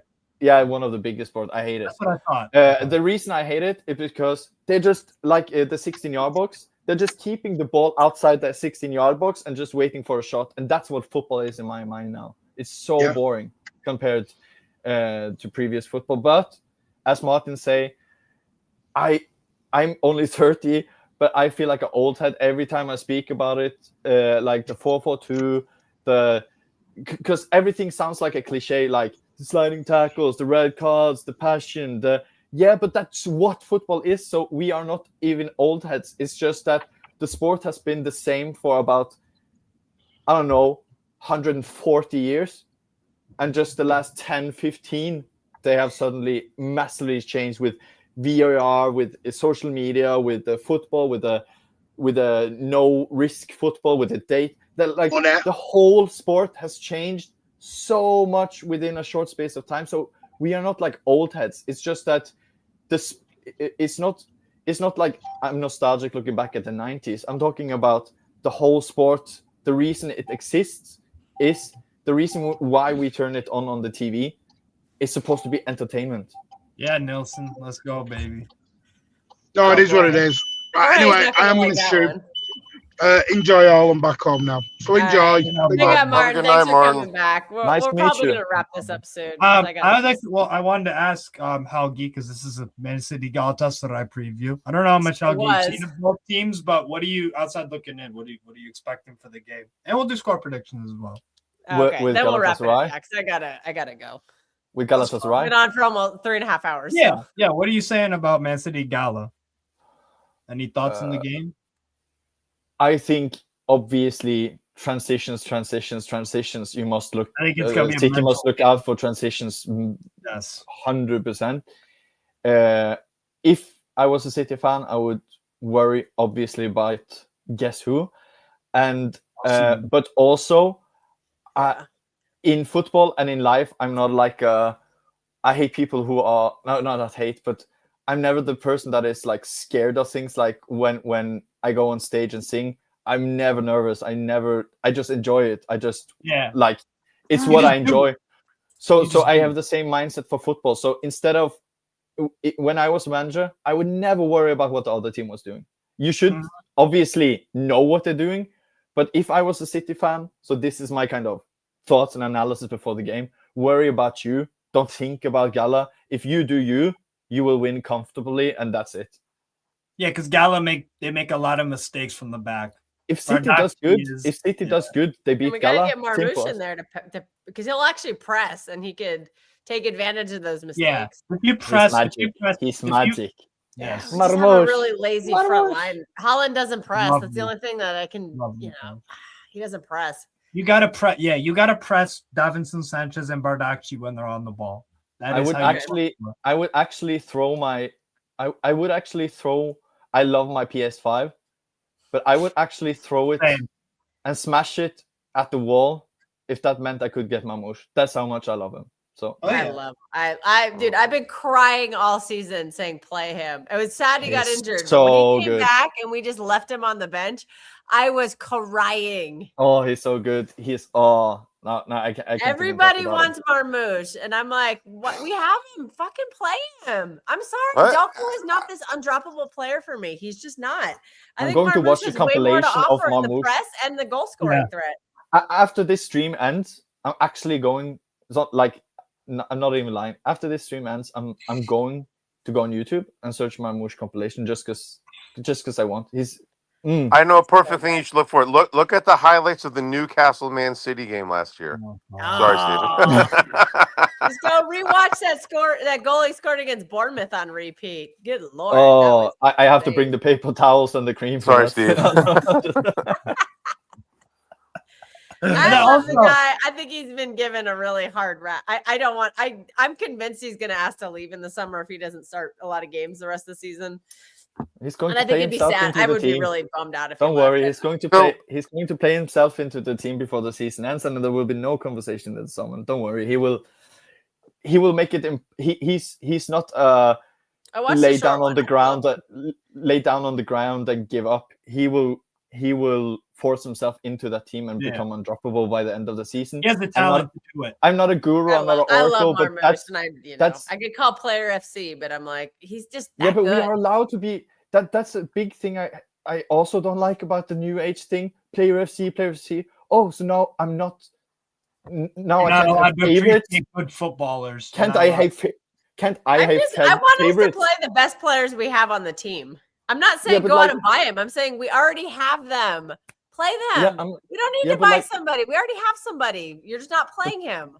The player FC thing is like the player FC thing is like, because we also have this debate also obviously in the Juventus fan base, and people are like, to me with some players are like, because I have it with Coop Miners, for example, and Kev from Turam, I just and they are like, player FC, and I say, yeah, if that means they are my favorite players in the club, yes, they are player FC. I'm allowed to like be biased towards players like, no, everyone should become equal. Snowflake, like what? I'm player FC. If player FC means having favorites at the club, isn't that a good thing though? Isn't? Well, Higley, I was supposed to say this. When people say that, be like, okay, hold on a second. Are there any players at the club that you don't like that much? They're going to say yes. Like, well, wait a minute. You can't say that. If you say that I can't have someone that I'm like, oh, I really like this player or that one, then by definition, you can't have any negative emotions towards any other player, because that would make you a hypocrite. Exactly.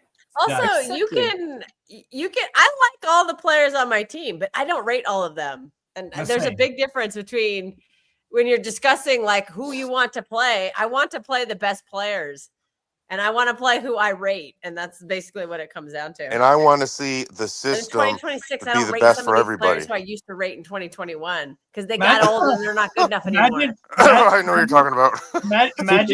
Imagine like telling a Galatasaray fan who like raves about Osimhen, oh, you can't do that. Player FC.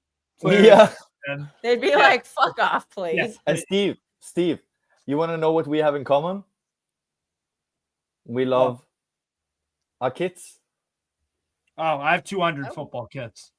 No, no, I'm talking about Newcastle, Juventus.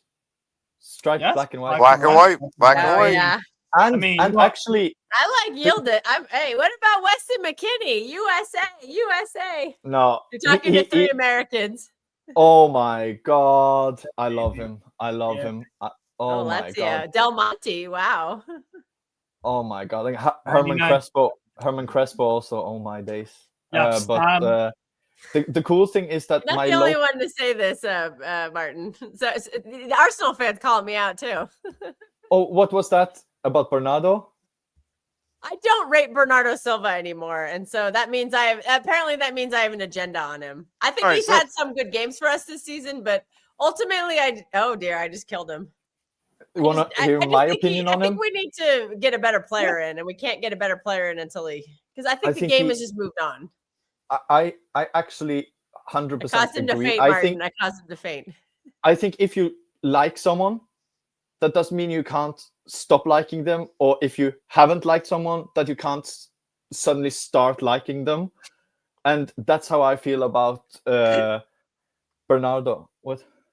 I still love the guy. I'll love that guy forever. He's a great little shit house. I loved Bernardo.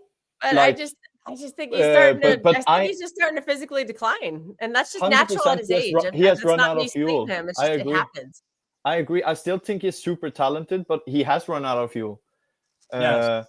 But yeah, okay. But it's clear as day, though. For there are some matchups I just don't think he suits anymore.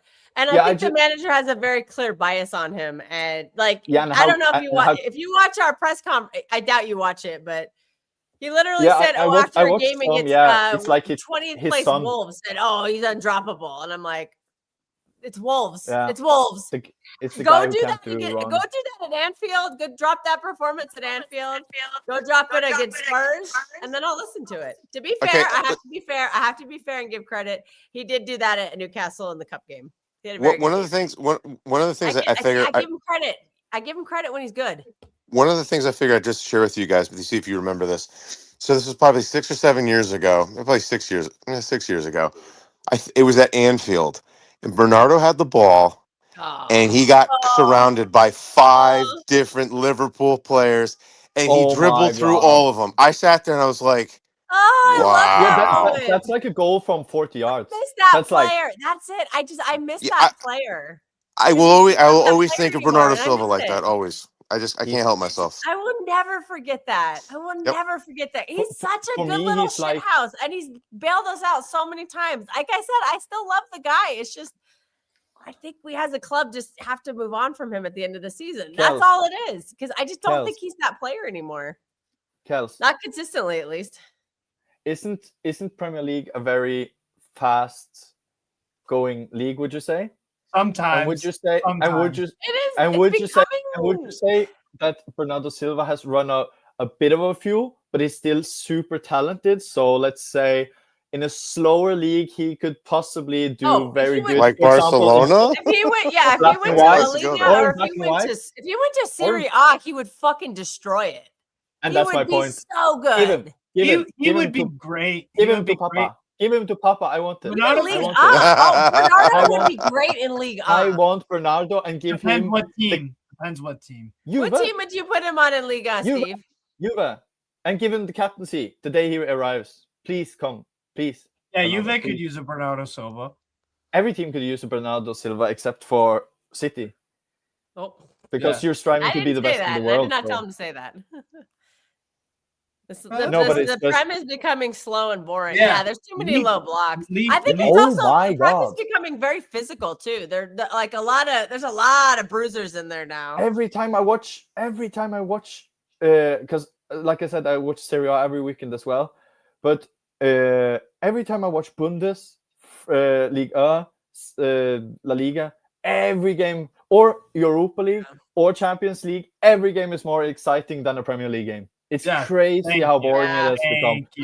I've been watching Ligue 1. Ligue 1's more entertaining. Exactly. Arsenal fans say I think Ligue 1 is the most entertaining league in the world for me. Yes, because I really enjoy Ligue 1. Because when I was batshit crazy game, like that game we watched yesterday, Steve. We're like, yeah, this will be the easiest 10-0 of all time, and it was 5-2. Yeah, Endrick was on smoke. Endrick was so good yesterday. And Steve, when I was doing the badges for coaching and stuff, I bought like a 2-week course in France in English. Yeah. So it has nothing to do with like a diploma or anything. It's just additional info, I guess. I wanted to get a little bit influences from different places, because at that time I thought I was going for a career in management, but then music. And watch along. And an interesting thing, Steve, about what I learned in France, they said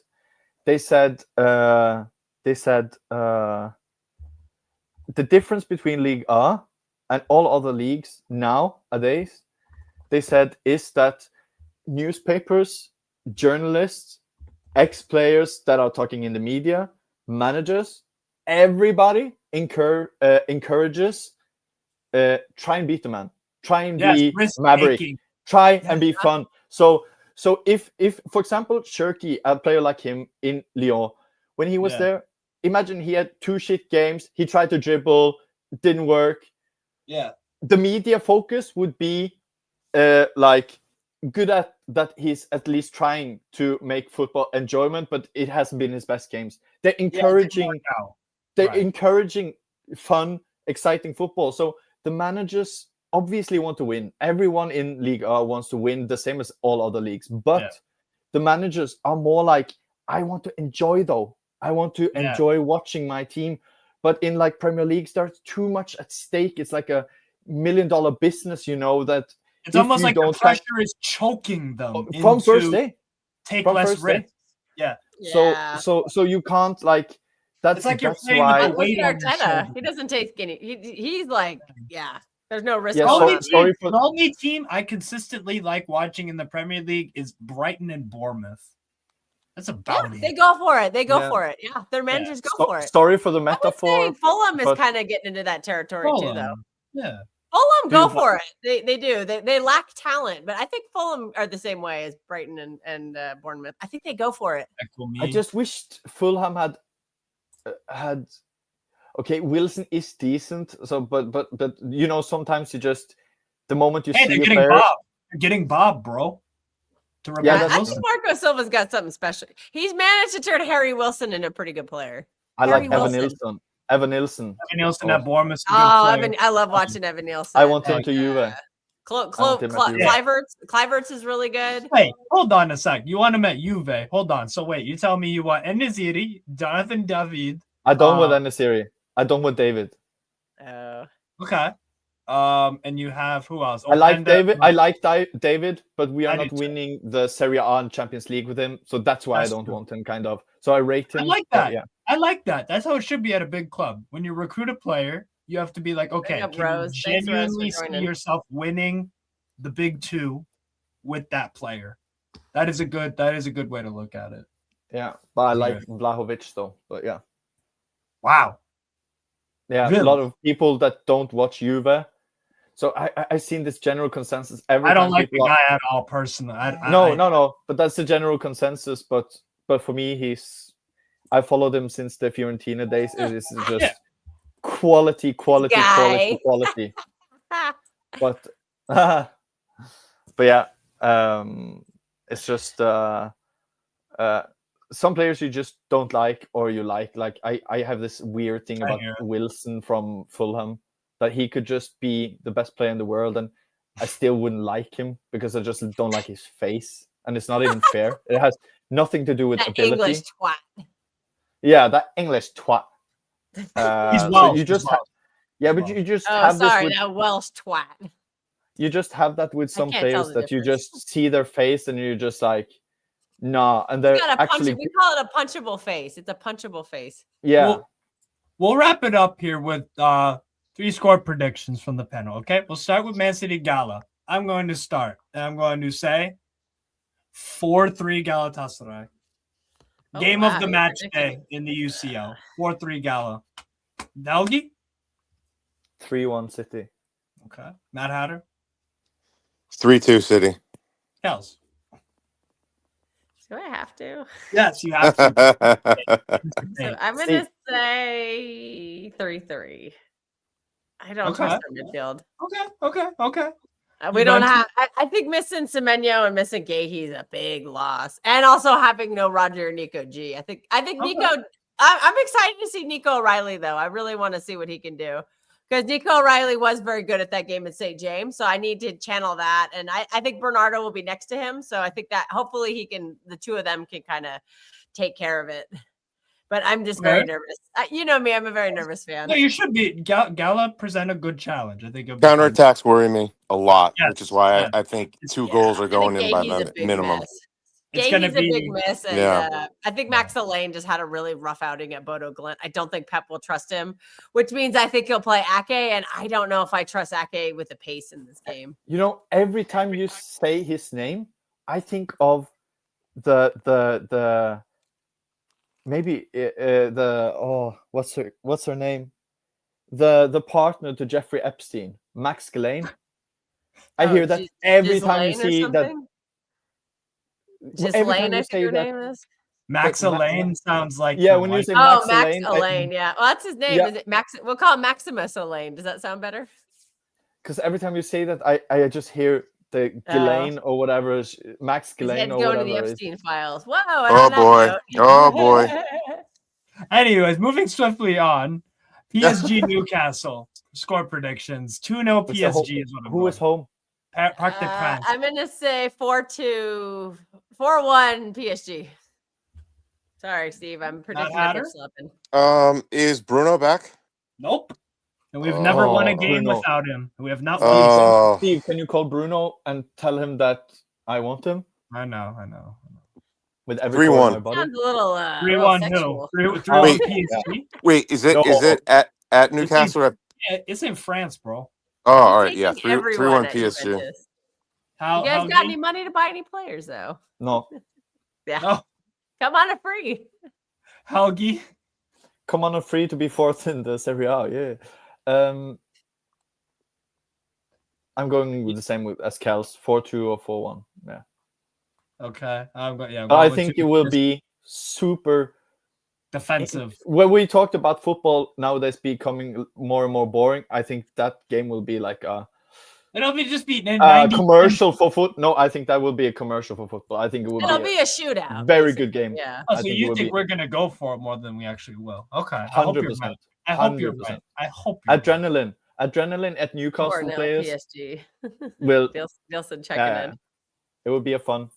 But I think actually Newcastle do have a chance because when I said 4-1 or 4-2, I said it in the sense of that everything goes as planned, kind of like what I imagine in my head. But I think like adrenaline and opportunity and the players of Newcastle, if they come on Parc des Princes before the game and just watch the stadium, and just We'll see. And then finally, since Juve fans here, Monaco host Juve. Monaco are in complete free fall. They have not won in. I'm going 0-2. 2-0 Juve. Okay. Yeah. I will go with. Actually, I'll go 4-1 Juve. I'll take that. I'm doing 3-1 Juve. 3-1. Weston McKennie, Captain America. Let's go. Have you seen his celebration? Yes. McKinney, of course. Yeah. Every time he scores, Yeah, the magic He's one. looking for a new contract. Yeah, it's just the same thing. I know I'm awful for saying this, and no, football is not about aesthetics or whatever, but it's just I don't know. He just looks so out of place.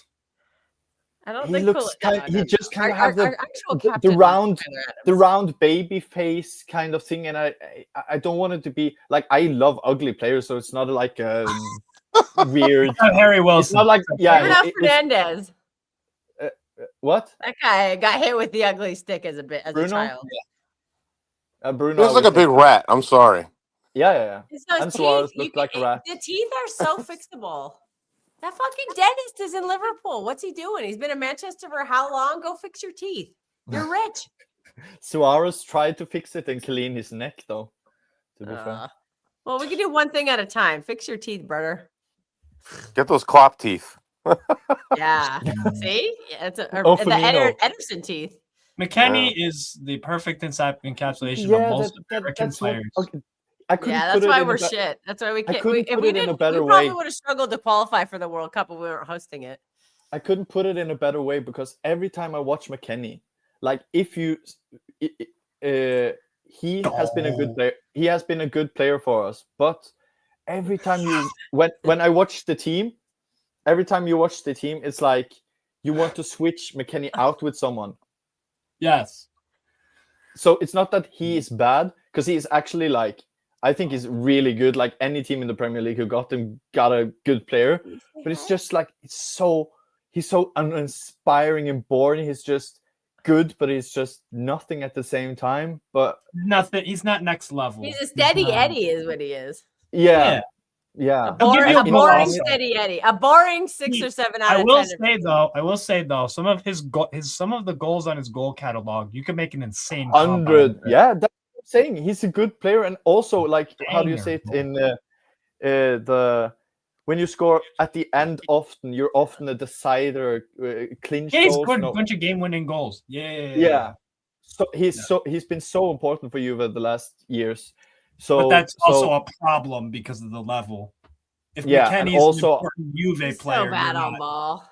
And also the midfield we've got is like, there's no chance in hell I would switch out Coop Miners or Kefren Turam in a place for McKennie. So when they are on the bench for him, sometimes I'm like, I want to grab like a fork and just stab it in my eyes because it's so boring. No, maybe he just takes a spot off from something very fun. Yeah. Yeah, no, that's a Juve used to have, I think, pink kits before they because of they forgot the kits to a game when they went to England. That's insane. And actually, my local team, I'm from a small farm country. There we are on like, I think it's 8,000 popularity, very small place. And my local team, guess what kit we have used? So that's the first 16 years of my life I used that kit. Black and white stripes. So it's meant to be. Viking. Yeah. No, not Viking. It's far less smaller, like the local team. So when I was born, I was 6 years old and then discovered Juve. The stadium holds 500 people. That I discovered football when I was 4 or 5.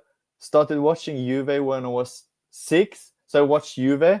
And then I started playing football and then found out my local team was using black and white stripes as well. That was just meant to be. So, yeah. So I like Newcastle as well, mate. Let's go. Helgi, pleasure to have you on the stream. Nice meeting you, Helgi. We would love to have you back. You were fantastic. 100%. Really good insight. People, I hope y'all enjoyed this 4-hour bonanza. Y'all got a dope match preview about Man City and Galatasaray. For free. Can you believe it? Yeah, free. So big up everybody for joining. We get paid in love. We love for the sport. But we got a lot of guests on. We got a shout out Daniele, Martin, Ed, Spigus. We had Carl on. We had a whole bunch of people on. So everybody, thanks everybody for joining. We appreciate it. Thank you for the chat, for keeping us engaged and asking some good questions. Really good debate tonight, guys. Helgi, we'll definitely see you again soon. I don't. Steve are connected. Steve and I do a lot of watch-alongs like Serie A, Liga, Eredivisie. We'd love to get you on one of those. They're just super fun. I don't. To answer his question, it's like, even though it's funny that I do music as well. So in Norway, I'm artist and songwriter. So my job is songwriter, but I also do music and sing. But I don't. My weakest point is that I basically don't like use social media that much. So I don't have a YouTube channel. Even though I do music and should be promoting on TikTok and do like dances Instagram and shit, I just no. So no, I don't have any YouTube channel, but you can find me on X, I think. But I don't use that as much as well. So yeah, you can just contact me on X if in the future or whatever. But yeah, I don't have any place. Nielsen, we'll get him on a watch along, and maybe definitely. you can join that one too. We'll just chat ball in there. We just watch games and chat ball and get distracted. It's super fun. Oh yeah. So, anyways, thank you everybody still here. We hope you all have a good night, and we'll see you next time. And we'll end on some prime Arsenal slander after they lost the league yesterday. Hey, how you doing? Hey there. Hey, nice spot, huh? Oh, yeah. Oh, yeah, it's great, especially because of that thing over there. You know what's in there? Corn. Really? Wow, I could go for some corn. You're dark, Raj. I don't care.